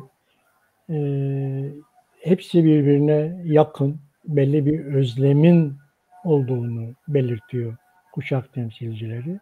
Tabii bu referandum sürecinde referandum olduktan sonra da işler durmadı. Yani bir halk özgürlüğe yürüyordu. Referandumdan sonra bir kıyamet koparılmaya çalışıldı. Neydi bu kıyamet? Mesela ilk tepki 26 Eylül günü 25'inde referandum yapıldı. 26 Eylül günü Erdoğan bir açıklama yaptı. Dedi ki senin bağımsızlığını kim kabul edecekti? Bir rest attı. Tabii ki bu daha bağımsızlık ilan edilmemişti. Bir referandumdu. Kimsenin de kabul etmesi gerekmiyordu. Ama böyle bir rest atıldı. 27 ondan bir gün sonra da Devlet Bahçeli bir açıklama yaptı. Dedi ki Barzani yanmayı göze aldı. Ne dersin Vedat Hocam? Yandı mı Barzani? Yani sonuç ortada, hepimiz izliyoruz. Abi müsaade edersen öncelikle ben de hem bir bölge seçmeni hem de bir siyaset bilimci olmam vasfıyla HDP operasyonla ilgili iki kelam etmek isterim. Kuşkusuz yani burada bir farklı görüş beyan edecek değilim. Bir siyaset bilimci olarak da siyasal ifadenin, siyasal örgütlenmenin bürokratik bir etki altına, baskı altına alınması kınanacak bir eylemdir. Bu tartışmasız. Ama bununla beraber benim söylemek istediğim farklı bir şey de var. Geçmişte de, çok yakın geçmişte de az önce Mehmet abi bahsettiler. PAK ve PSK hakkında kapatma davaları açılırken Sayın Siracettin Kırıcı, Vahit Aba abiler örneğinde olduğu gibi siyasetçiler, Kürt siyasetçiler gözaltına alınırken de zannederim HDP'den de aynı şu an bizden çağrıyla beklediği tepkiyi beklemek bizim hakkımızdı zannediyorum seçmenler olarak. Kurumlar arası iletişim, telefon trafiği oldu mu olmadı mı, ziyaret oldu mu olmadı mı bilemem tabii. Ama kamuoyunu izleyen herhangi bir yurttaş, sıradan bir yurttaş olarak ben güçlü bir tepkinin dün bütün ana akım medyada çağrıya çıkılan, bizden beklenen tepkinin sergilendiğini izlemedim. Dolayısıyla bu davranışı da hatırlatmak, sorgulamaya çağırmak bence çok yerinde olur. Demokratik tepki örgütlenecekse, demokratik talep örgütlenecekse burada çifte standarda ben merkezciliğe yer olmamalı. Az önce sizin de buyurduğunuz gibi, Mehmet abinin de işaret ettiği gibi şiddete çağırmadığı sürece her türlü siyasal ifadenin, her türlü siyasal örgütlenmenin özgürlüğünün açık olması zaten evrensel bir insan hakkı ilkesi ve kuramı. Dolayısıyla buna da sahip çıkılması gerekirdi. Umarım HDP parti aklı geçmişte yaptığı bu ben merkezciliği de bugün sorguluyordur. Buradan hareketle yine referanduma, Kürdistan referanduma dönecek olursak, benim ikinci bölümde anlatmayı düşündüğüm hususlarla ilgili tam olarak 2 tane soru geldi. Dolayısıyla son aşamaya bırakmadan burada da cevap verebilmiş olacağım. Cevaba girmeden önce bir şey işaret etmek isterim müsaade ederseniz. Kürdistan referandumu vesilesiyle de çok karşılaştık. Ama Güney Kürdistan'la ilgili hemen hemen her girişimde karşılaştığım bir yapı var. Açıkçası affınıza sığınarak bütün büyüklerimden, izleyicilerimden bağışlanma dileyerek arz ediyorum. Hakaret yok hocam. Hayır. İyi ki Kürt değilim, iyi ki Kürt değilim diye karşılaştığım manzaralar oluyor. Az önce bunlardan biriyle karşılaştım. Bir ulusun bağımsızlık iradesinin sonucu her ne olursa olsun kınanması utanç vericidir. Bu kınamaları, bu tür kınamaları, sözüm ona eleştiri altındaki kınamaları okuduğumda ben kınayanlar adına utanıyorum. Yani sonuç itibarıyla bir ulusun bağımsızlık iradesi söz konusu. Bir ulusun bağımsızlık iradesini uluslar ailesinin önüne arz etmesi, sunması söz konusu. Takdir etmeyeceksek, benimsemeyeceksek bile bunu kınamaya kalkışmak, doğrudan bir ulusun özgürlüğünü karşıya almak davranışıyla aynı şey. Dolayısıyla ben burada 2 isim okudum az önce yorumlarda. Biri Mendo Balcı, biri Hüseyin Almaz. Teknik bir sorun var 2 yorumda da. 2 yoruma da cevap vermiş oluyorum böylece. Referandumun devamında meydana gelen politik, askeri, stratejik sonuçlarla referandumun hukuksal hüviyetini birbirine karıştırmak algısı söz konusu burada. Burada temel sorun Kuzey Kürdistan siyasal Kürt hareketine egemen olan geleneksel bir yaklaşımdan kaynaklanıyor. Ne yazık ki. Geçen sohbetimizde konuşmuştuk. Yine Mehmet abinin yaptığı programda 12 Eylül öncesi Kürt politik kuşaklarının konu edildiği programda konuşuldu. Sevgili Veysel Çamlıbel Üstadımız da onun bir temsilcisi olarak karşımızda. Teorik okuyan, bilimsel metotla okuyan bir kuşak vardı. Fakat bugün ondan mahrumuz. Referandum bahsiyle ilgili olarak da uluslararası hukukla ya da yerel hukukla, az önce siz söz ettiğiniz Irak Anayasası, Veysel Üstad söz ettiler 140. madde, Irak Anayasası ve Irak yasal mevzuatıyla, uluslararası hukukla politik, askeri meseleleri, askeri sonuçları, askeri olayları birbirine karıştırma sonucunu önümüze koyan bir tuhaf bir düşünce durumu var. Cephede gerçekleşen bir askeri sonucu ya da mecliste, Bağdat'ta ya da Hevler'de gerçekleşen siyasal bir sonucu referanduma gelip referandumla doğrudan bağdaştırmak uluslararası hukukla politikayı birbirinden ayıramama cehaletinden kaynaklanıyor. Birincisini bunu bir tarafa bırakalım. Hukuk diye bir bilim var. Buradan devam ederek Mehmet Gül abimin de işaret ettiği yerden devam ediyorum. Karşımızda hukuksal terimiyle bir plebist var. Halk oylaması. Bu bir halk oylaması. Dolayısıyla bu uluslararası hukukta tanımlanmış bir uygulama, bir pratik, bir halkın oyuna başvurma pratiği. Buradan hareketle şuna çok işaret etmek isterim müsaade ederseniz. 2 yönlü bir tavır var referandumun sonuçlarıyla ilgili. Birincisi eleştirel bir tavır. Bu kuzeydeki ana akım hareketten zaten ezbere beklediğimiz bir tavır. Bir aşağılık kompleksi tavrı. Kendisinin başaramadığı bir eseri işte Türkçedeki deyimle amiyane tabirle diyelim uzanamadığı üzüme işte kötü demekle anlatılabilecek bir tavır. Ama asıl mesele ulusal düşünen tarafta bir kötümserlik algısı var. Tamam, referandum yapıldı ama sonucuna ulaşamadı şu nedenlerden dolayı. Bu algıyı ciddi anlamda parçalamak zorundayız. Referandum tam anlamıyla sonuca ulaşmıştır. Çünkü Kürdistan referandumunun amacı zaten kendisiydi. Bir bağımsızlık değildi. O referandumu yapabilmekti. Kürdistan halkının iradesini insanlık ailesinin önüne koyabilmekti. O aşamada bir bağımsız devlet kurmak değildi bakın. Bu Orta Doğu'da az önce Üstad çok güzel ifade ettiler. Orta Doğu'da görülmemiş devrimci bir eylem. Şu da olabilirdi. PDK'nin merkez komitesi çıkıp işte Türkiye ana akımında, Kürt ana akımında görüldüğü gibi bir tiyatro hazırlayabilirdi, bir tiyatro sahnesi hazırlayabilirdi. Biz devlet kuruyoruz, hadi bakalım diye alkışlatabilirdi kendisini.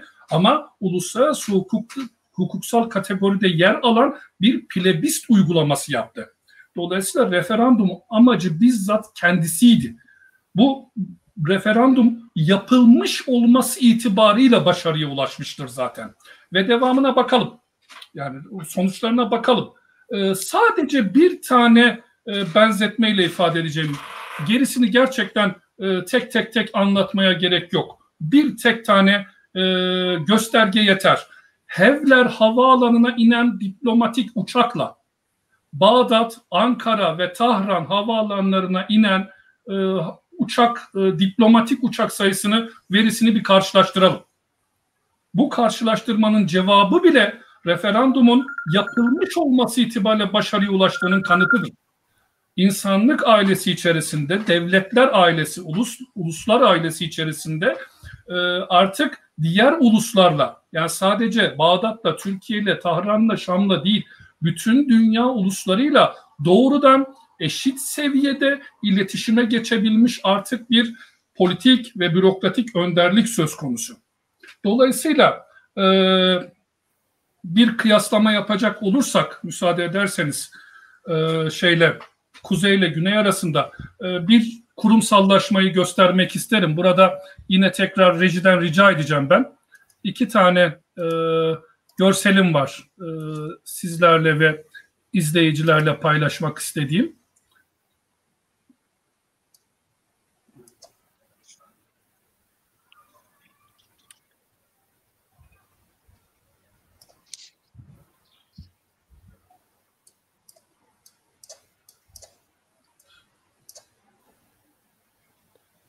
Paylaştınız mı hocam? Peki. Bakın, evet şu anda paylaştım. Bir peşmerge birliğini izliyoruz. Bakın.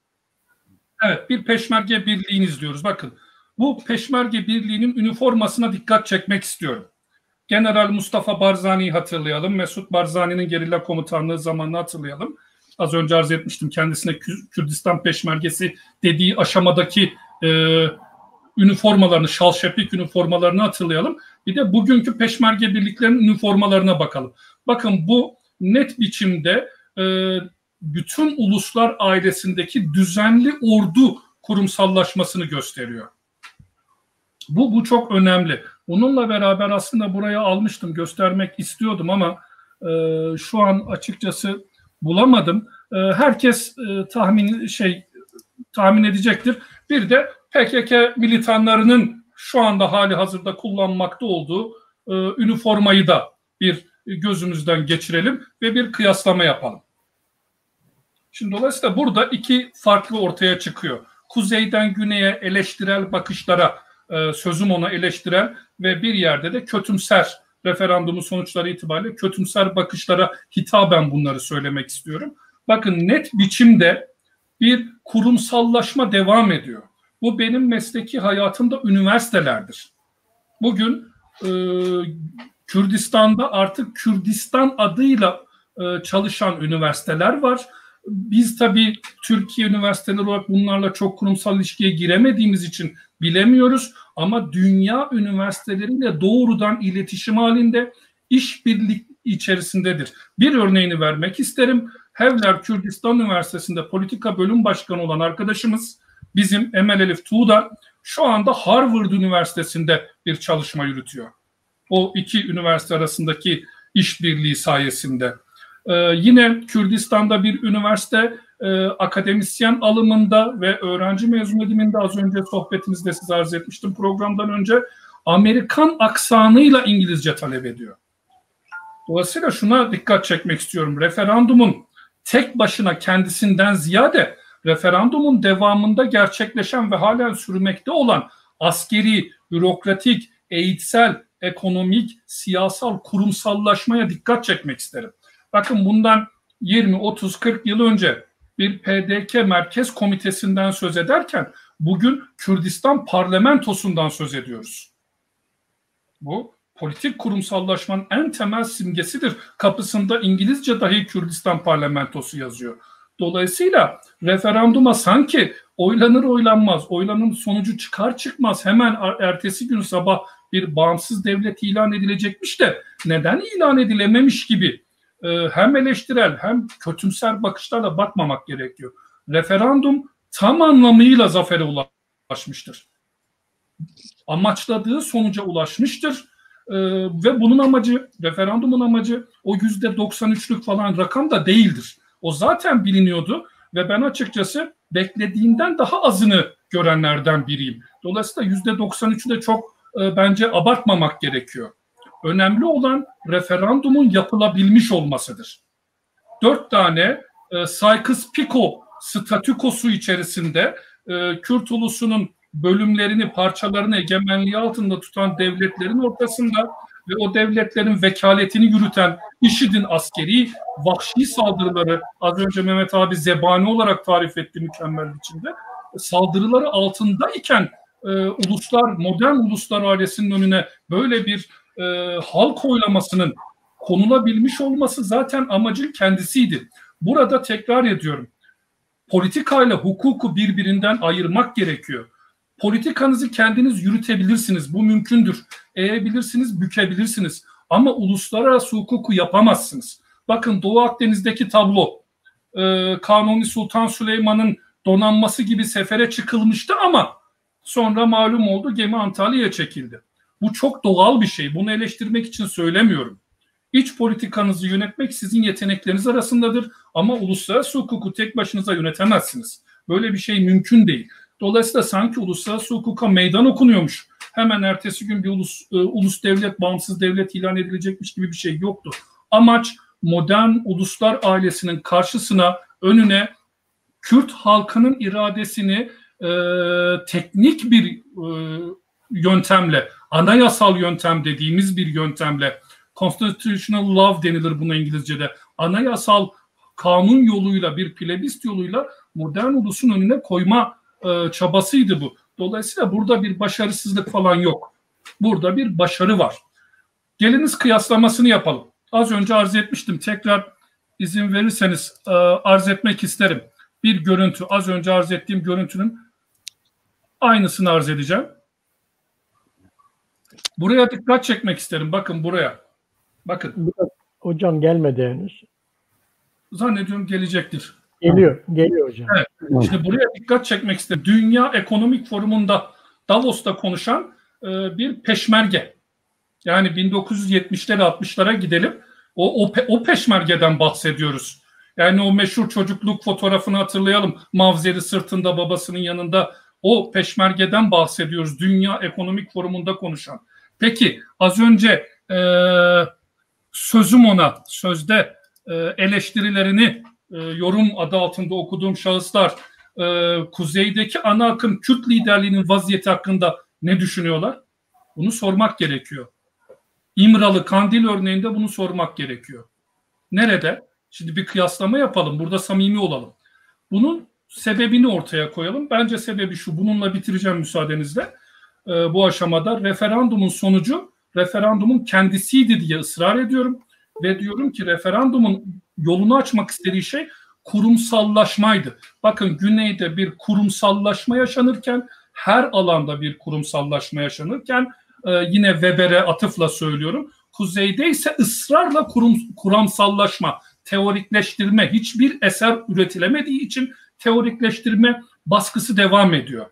Düne kadar Marksizm, Leninizmdi. Sonra Bookchin'in ekolojizm tezlerinden alındığı bir ekolojik KCK sözleşmesinde ifade edildiği üzere bir ekolojik toplum kurgusu, demokratik komünalizm diye bir şey getirildi. Sonra cinsiyet eşitliği diye anarşizan, feminizan bir yaklaşım getirildi. En son nihayet Rojava örneğinde olduğu gibi bir demokratik özellik teorik söylemi getirildi. Sürekli bir kuramsallaştırma var.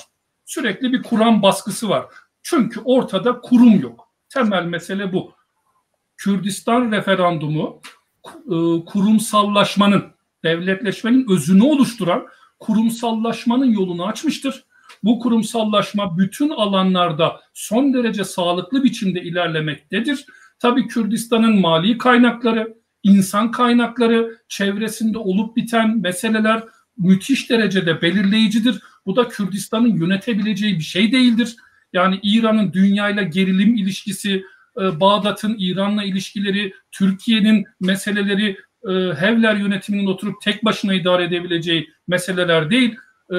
Evet, o az önceki fotoğraf bunu kastediyordum. Bakın, Davos'ta konuşan lider bu peşmerge. Dolayısıyla aslında Sayın Barzani'nin Davos'ta konuşması başlı başına referandumun kendisidir. Yani olayı lütfen modern anlamıyla kurumsal bir devlet teşkilatı biçiminde, ulusal bir merkezi örgütlenme biçiminde düşünelim ve referandumun bizzat kendisinin yapılabilmiş olması itibariyle başarıya ulaştığını düşünelim. Eğer eleştireceksek tabii ki yani ortada bir mistik bir şeyden, tanrısal bir şeyden bahsetmiyoruz. İnsani şeylerden bahsediyoruz. Eleştirel olunması doğal. Yalnız sadece şunu arz edeceğim. Eleştirdiğiniz, durduğunuz zaviyeye de bakabilmeniz, kendinizi eleştirdiğiniz noktayla kıyaslayabilmeniz gerekiyor. Bunu söylemem gerekiyor. Benim şu an çalıştığım akademik dünyanın dış akademik dünyayla ilişkileriyle Kürdistan üniversitelerinin dış küresel akademik ilişkilerini kıyasladığımda benim dürüst olmam gerekiyor oturup eleştirirken. Dolayısıyla şiddetle reddediyorum. Az önce böyle sorular geldi. Sayın Mendo Balcı diye bir isimden Hüseyin. Hatta şöyle bir şey söylendi. Şiddetle kınıyorum. Beyhude bir karar dendi. Böyle bir kelime okudum. Beyhude bir karar dendi. Bir ulusun bağımsızlık bildirgesini sonucu her ne olursa olsun ben başarısız bulmuyorum. Tamamen %100 başarıya ulaştığını düşünüyorum ve iddia ediyorum. Ama başarısız olmuş dahi olsa bir ulusun bağımsızlık iradesini beyhude bir karar diye nitelemek artık ben takdirlerinize bırakıyorum. Haddimi de aşmak istemem bu anlamda. Teşekkür ediyorum. Çok teşekkür ederim. Vedat Hocam, biz teşekkür ederiz yorumlarınız için.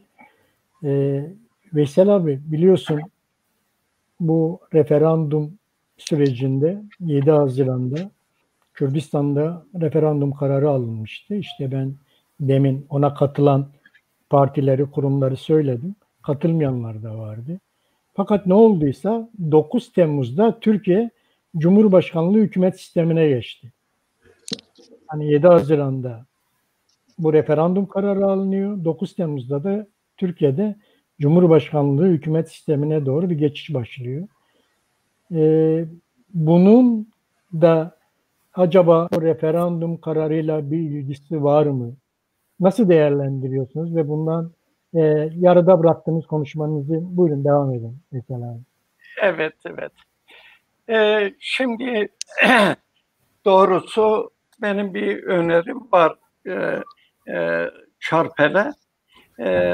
Mehmet arkadaşımızın dediği gibi daha öyle derinlikli, daha genişliğine analizler yapan programlar lazım. Önümüzdeki günlerden Nurullah'cığım. Bir kere birçok kanalın bunu yapması lazım. Yani böyle Kürdistani olan kanalların bilhassa bunun üzerinde durması lazım.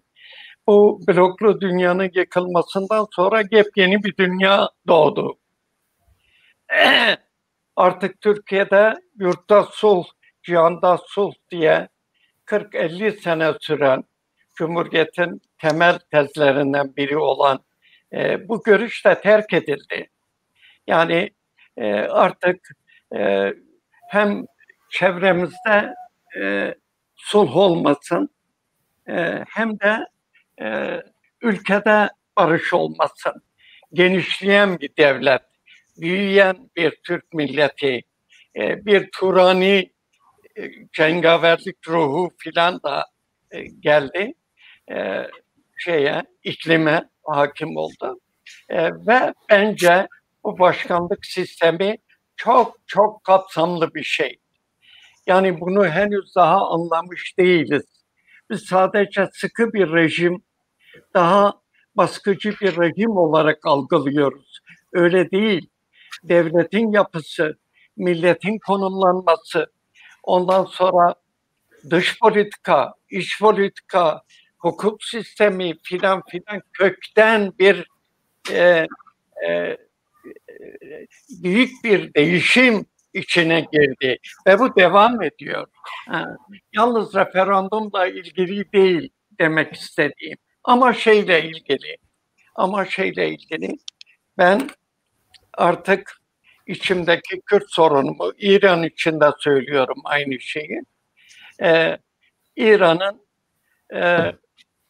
bir radikal Şii İslam yayılmacılık eğilimi var. Bugün Türkiye'de de Sunni İslam yayılmacılık eğilimi var. Büyüyeyim, genişleyeyim, yeni alanlar alayım. Dünya yeniden bir nizam içinde şekilleniyor. Ben de hakkıma düşen, payıma düşen büyük lokmaları alayım diye şekillenen bir rejim Türkiye'deki. Bunu çok detaylı incelemek gerekir. Aylarca konuşsa insan bitmez ya bunun şeyi. Gelelim bu konuda yalnız referandum meselesi değildir bu. Şu meseledir ama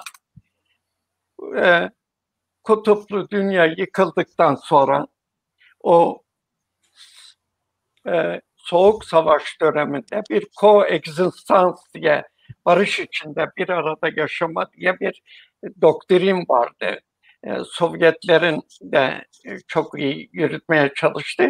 O Orta Doğu'da muazzam bir statüko yarattı. Kürt halkının gelişmesi, varlığı üzerine, talepleri üzerine de bir basınç yarattı, bir statüko yarattı, bir değişmezlik yarattı. O kalkınca o baskı bu sefer Kürt halkı dört parçasında da kendi koşullarına göre, kendi şartlarına göre yeniden bir uyanışı, dirilişi ve birbirleriyle rezonans haline gelmeyi, birbirleriyle etkileşmeyi, politik, ekonomik, kültürel, tarihi alışveriş bakımından da bir iletişim ortamına girdi. Ne zamandan beri? 30 seneden beri böyle. Şimdi bu rejimin geliş sebebi referandum gibi sınırlı bir mesele değildi bana kalırsa. Daha kapsamlı. Şam ve Bağdat yönetimi kendi toplumunu, bu arada Kürt halkını da yönetemez hale geldi. Büyük zaaf gösterdi. Orası yeni dünya bakımından da bir zayıf halkaydı. Onun için Suriye ve Irak'a girdiği Batı dünyasının eli, yani bu kendi çıkarları için girdi. Ve burada bir Kürt özgürleşmesi olmasın diye yapıldı bu. Özellikle bu zayıf halkalar olan Irak ve Suriye'de bir Kürt gelişmesi, özgürleşmesi, Kürt özgürlük, eşitlik, adalet, barış için yapılan mücadele mesafe alınmasın diye daha güçlü bir devlet projesi düşünüldü. Ve o bütün devlet aklının bütün varyasyonlarıyla, bütün güçleriyle o konuda müttefik kaldılar. Ve bu rejim o şekilde adım attı. İşte referandum hemen sonrası da. Bu ona da sınırlı bağlantılı bir olaydır ama münhasıran onun için değil. Bunu söyledikten sonra şuna geçeyim ben. Esas meseleye. Yani referandum hasbelkader o şerefi ben de yaşadım.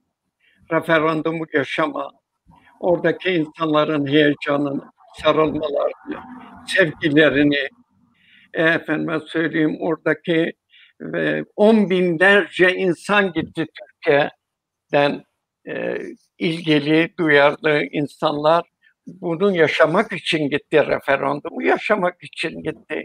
O heyecanı nesillere nakletmek için gitti. Kıyamet kadar Suriyeli ve İranlı Kürtler de vardı orada. Yani orası bir panayır yeriydi, bir sevgi yeriydi, bir coşku yeriydi. Yani orada gözyaşını dökmeyen adamı ben düşünemiyorum, öyle duyarsız insanı.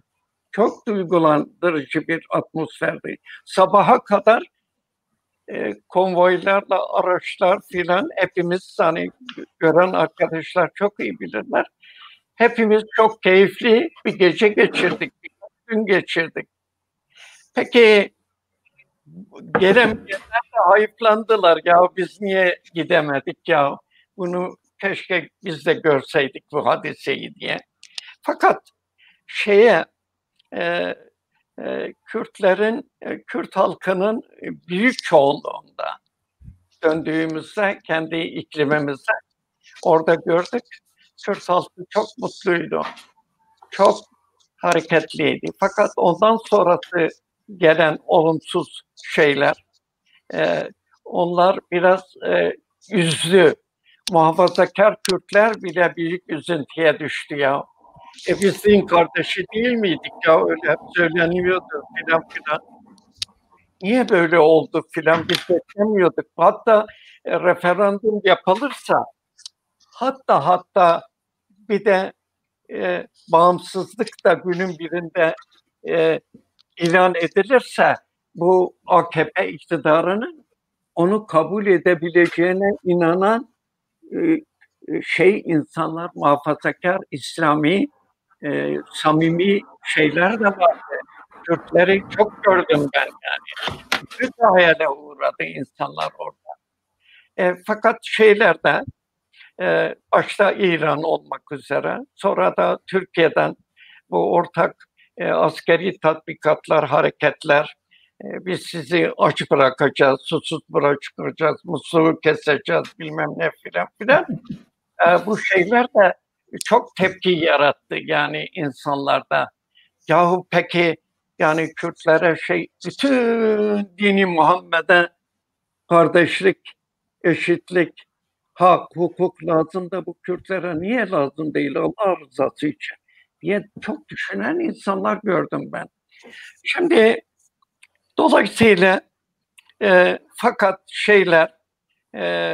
referandumu ilan edenler yaptıkları şeyin çok gerekli, çok zamanında, çok da önemli sonuçlar vereceğini ileride ifade etmede de kararlılıklarını sürdürdüler. Yani onları da bu konuda dirençlerinden dolayı tebrik etmek lazım. Arkadaşlarımızın dediği gibi, değerli iki konuşmacı arkadaşımızın da dediği gibi, zamanında, yerinde, haklı, meşru bir bir karardı o. O Kürt halkının moralini fevkalade güçlendirdi. Şunu ben ifade edeyim son olarak. Şu geldiğimiz noktada dört parçada da coğrafyanın, Kürt halkının umutları, arzuları, siyaset sınıfının çok ilerisinde, genel olarak Kürt siyaset sınıfının çok ötesinde bir toplum bilinci var. Yani beklentisi var, umudu var. O aşağı inmiş değil. Kesinlikle inmiş değil. Fakat siyaset sınıfı buğday bulamadığı için değirmende taşlar kendini öğütüyor. Taşlar kendi kendini öğütüyor. Bu şeydir, bir an önce sikilmek lazım. Bu günahlardan kurtulmamız lazım. O kadarını söyleyeyim.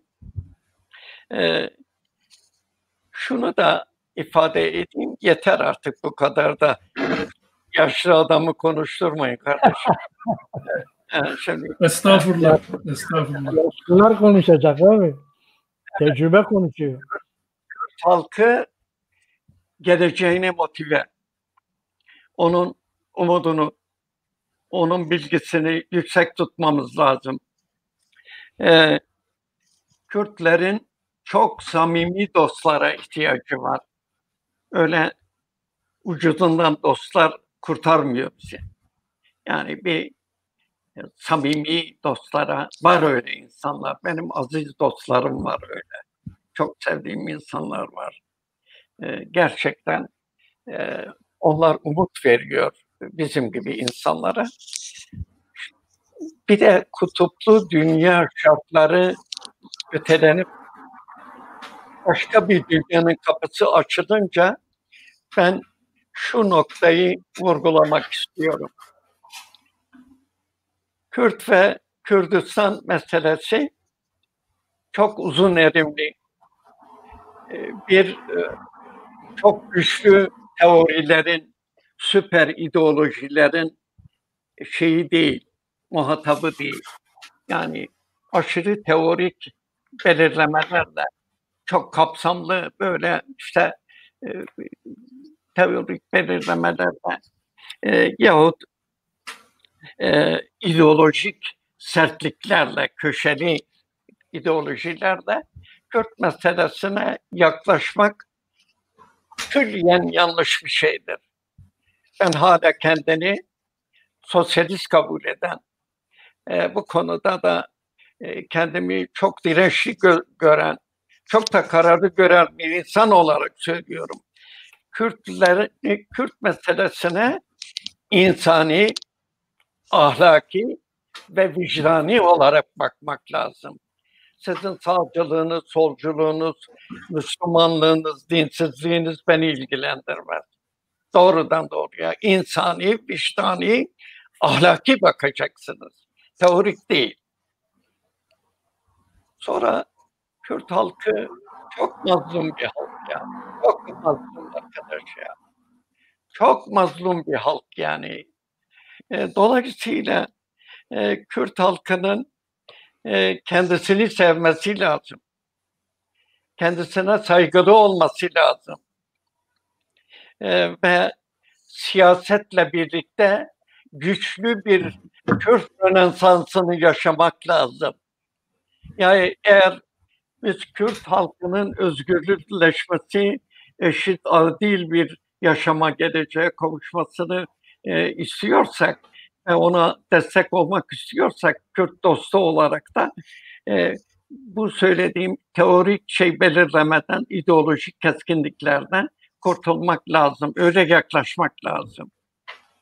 Ve Kürt halkının insanlığa ihtiyacı var. İnsanlığa bir mesajı var. Ve bölge halklarına bir mesajı var. Türk halkına değerli bir halk. Arap halkı çok değerli bir halk. Fars halkı çok değerli bir halk. Adını sayamayacağım. İrili ufaklı bölgede beraber iç içe yan yana yaşadığımız halklar var. Bunlarla sevgi bağımızı güçlendirmemiz lazım. İnsani, vicdani, ahlaki bir zeminde onlarla buluşmamız lazım. Biz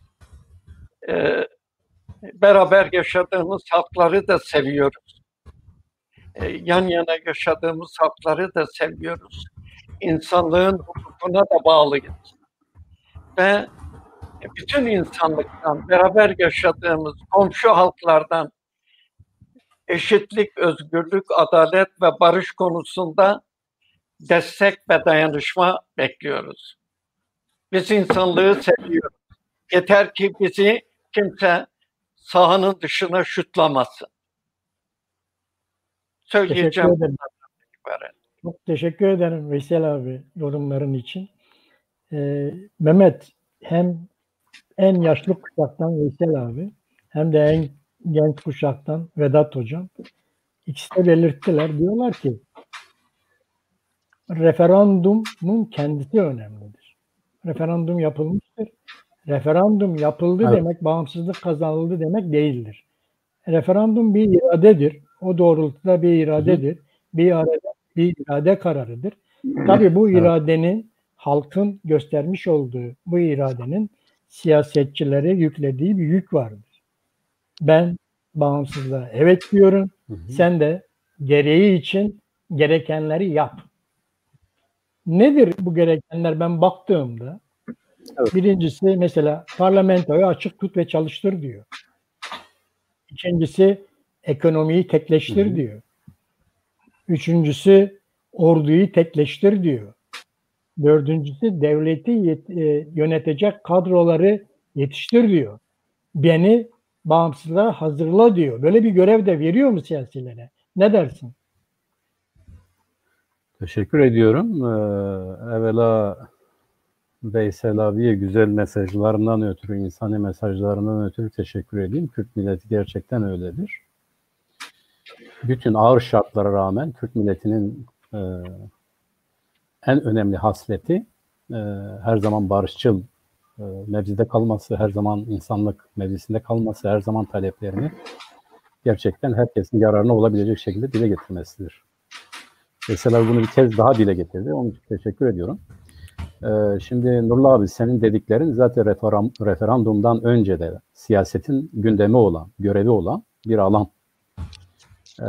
Referandumun kendisi de zaten siyasetin bir uğraş alanıdır ve siyasetin bana göre Kürdistan tarihindeki en büyük başarısı Vedat hocamın sadece o olsa bile başarısaydı referandumun gerçekleştirilmiş olmasıdır. İkincisi sadece referandumun gerçekleştirilmiş olması değil, aynı zamanda siyaset referandumda bir taraf olmuştur. Kürt milletine doğru bir istikamet göstermiştir.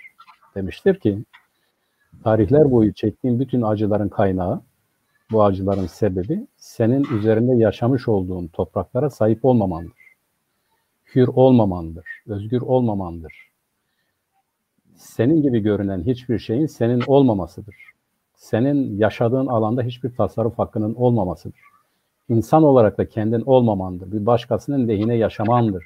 Seni bu hale getiren demiş siyaset ve Kürt halkının önüne doğru bir istikamette koymuştur. O istikamet gerçekleşmiştir. İkinci kısmı ben onu isterseniz abi biraz şey üzerinden dile getireyim. Yani bu siyasetin yapması gereken konuları referandum ve sonrası üzerinden dile getireyim. Evet.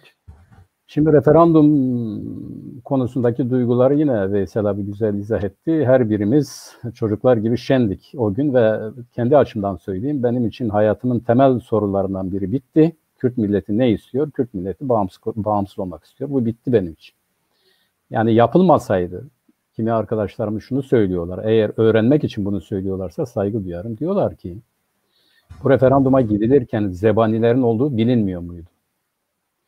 İşte temel mesele budur. Tam da bu zebaniler olduğu için referanduma gidildi. Zebaniler zamanı değildi. Kürt milletinin IŞİD karşısında dünya milletleriyle birleştiği, yakınlaştığı ve kendisinin tanındığı şartlarda bu referandumu yaptı ki doğru algılansın, doğru anlaşılsın. Dikkat edilirse devletler nazarında son güne kadar herhangi bir devlet biz istemiyoruz demedi. Bir iki devlet hariç. Diyelim ki İngilizler belliydi zaten. Hiç konuşmadılar. Konuşmadıkları için ne düşündükleri belliydi. Almanlar çok yakın bir zamanda seslerini çıkardılar. Amerikalılar son ana kadar sessizdiler. Dünyanın birçok ülkesi saygı duyduğunu açıkladı. Mesele uluslararası düzeyde de yapıldı. Bu zebaniler çağında bizim için en büyük kurtuluş umudu uluslararası düzeyde meşruiyet zemininde hareket ettiğimizin kabul edilmesiydi. Bu konuda çok şey yapıldı. Fakat Kürt milleti uluslararası ya da Kürt hükümeti uluslararası devletlerin karşı çıkmasına rağmen de bunu yapacaktı ve yaptılar. Nedeni de şuydu. Tam da bu zebaniler çağında, yani bölgede bizi tarihler boyu hep boğmuş ve boğmakta olanların egemen olduğu çağda ilk defa IŞİD karşısındaki meşru mücadelede biz bir nefes aldık. Yani kuyunun üzerine çıktık, daha geniş bir alanı görmeye başladık ve dedik ki bu en uygun zamandır.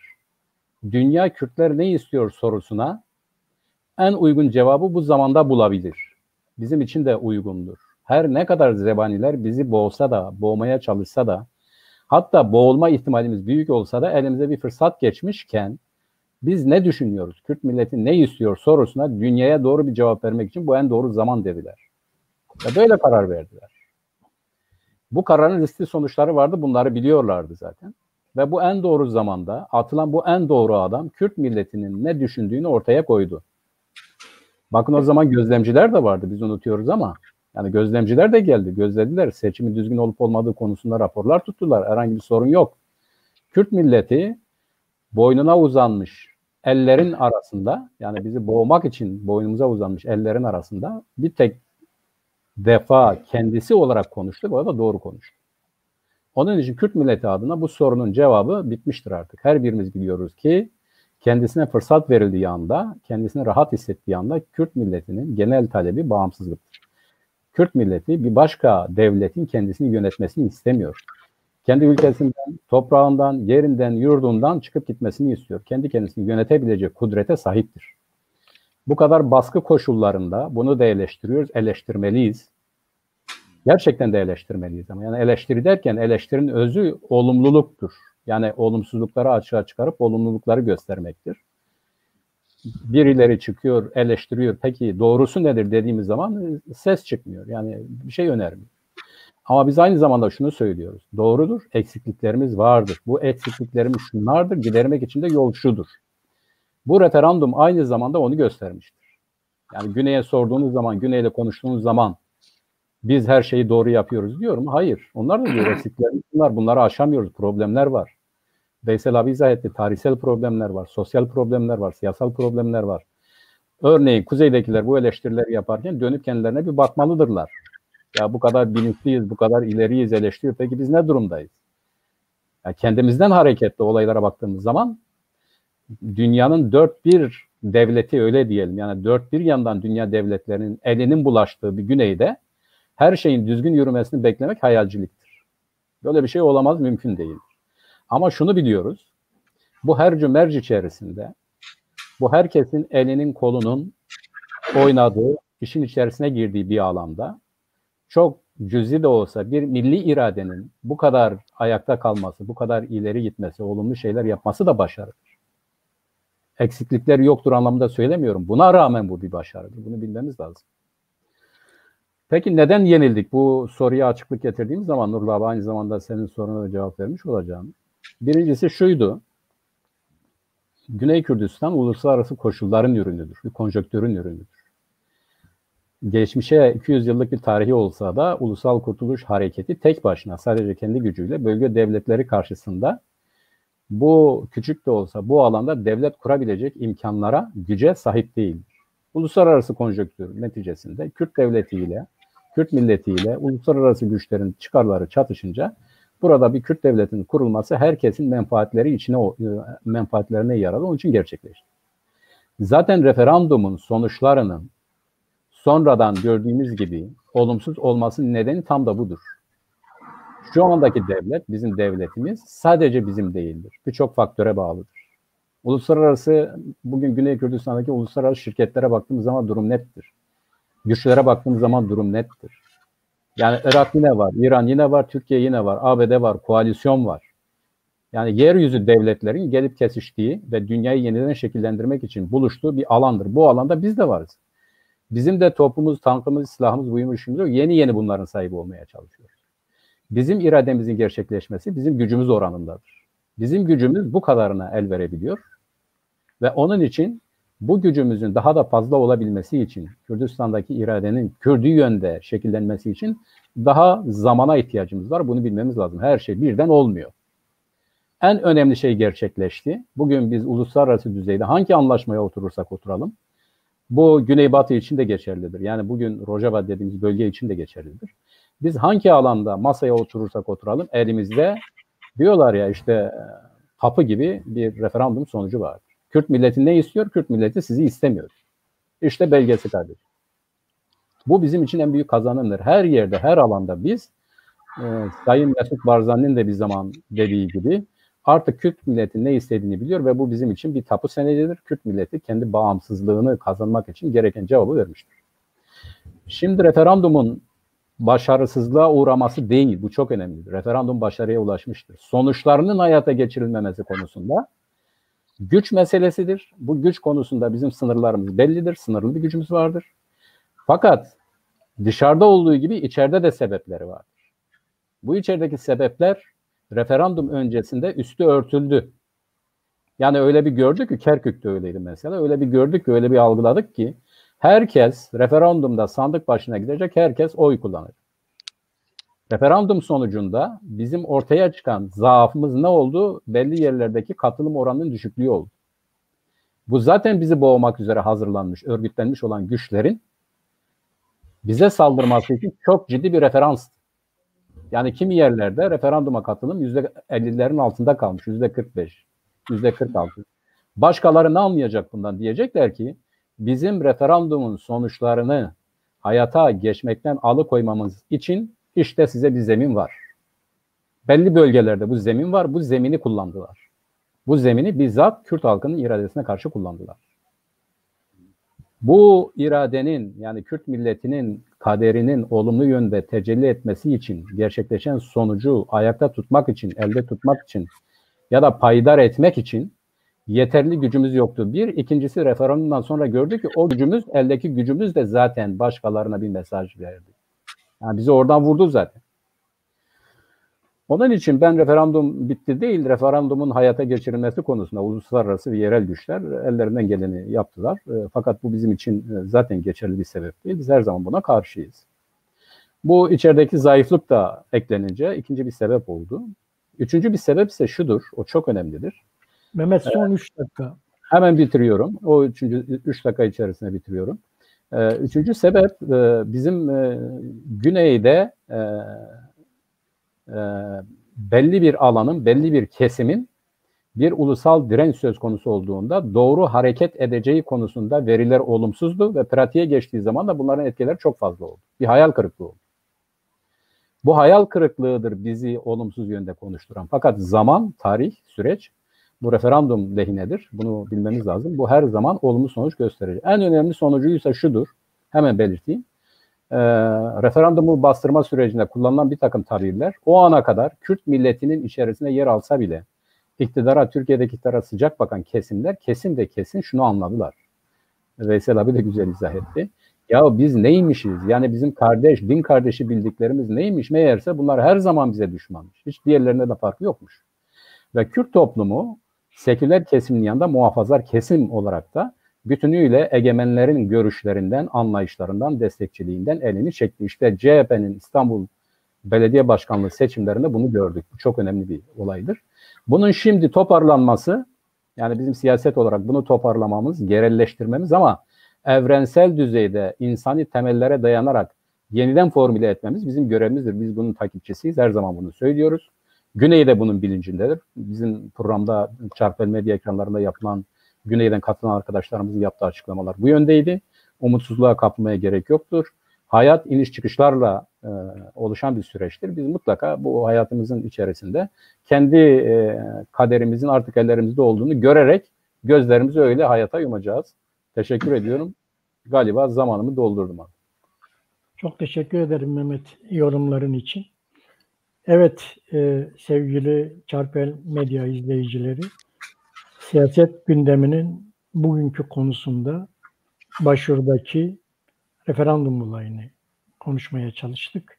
Aynı zamanda da her üç kuşaktan temsilci konuğum da HDP ile ilgili, HDP'ye son günlerde yapılan baskılarla ilgili görüşlerini de açıkladılar. Biz de Çarpel Medya olarak siyasetçilerin, şiddeti savunmayan siyaset üzerine yapılan baskıları biz de kınıyoruz. Ve her zaman da şiddeti savunmayan siyasetçilere Çarpel Medya'nın ekranları açık olacak.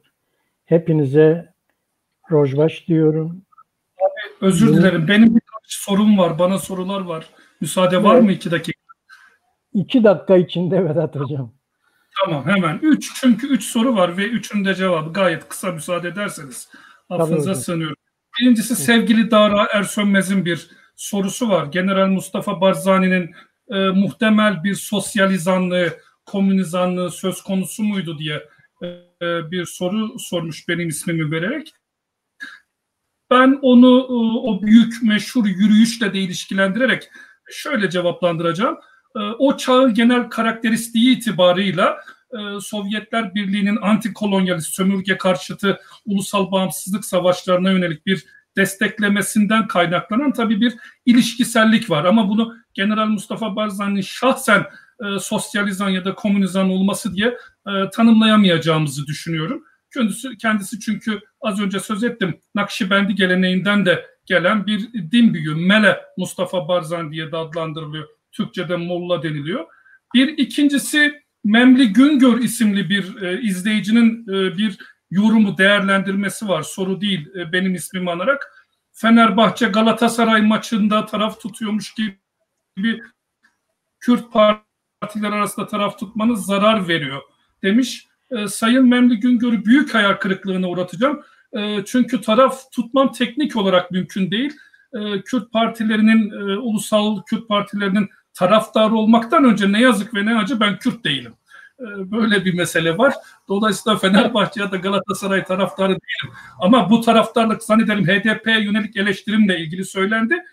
Halkları kandıran, halklara uyuşturucu söylemler üreten organizmaları, örgütlenmeleri de açığa çıkarmak, onları deşifre etmek benim ahlaki, vicdani hem de bir sosyalist olarak, komünist olarak ideolojik görevim.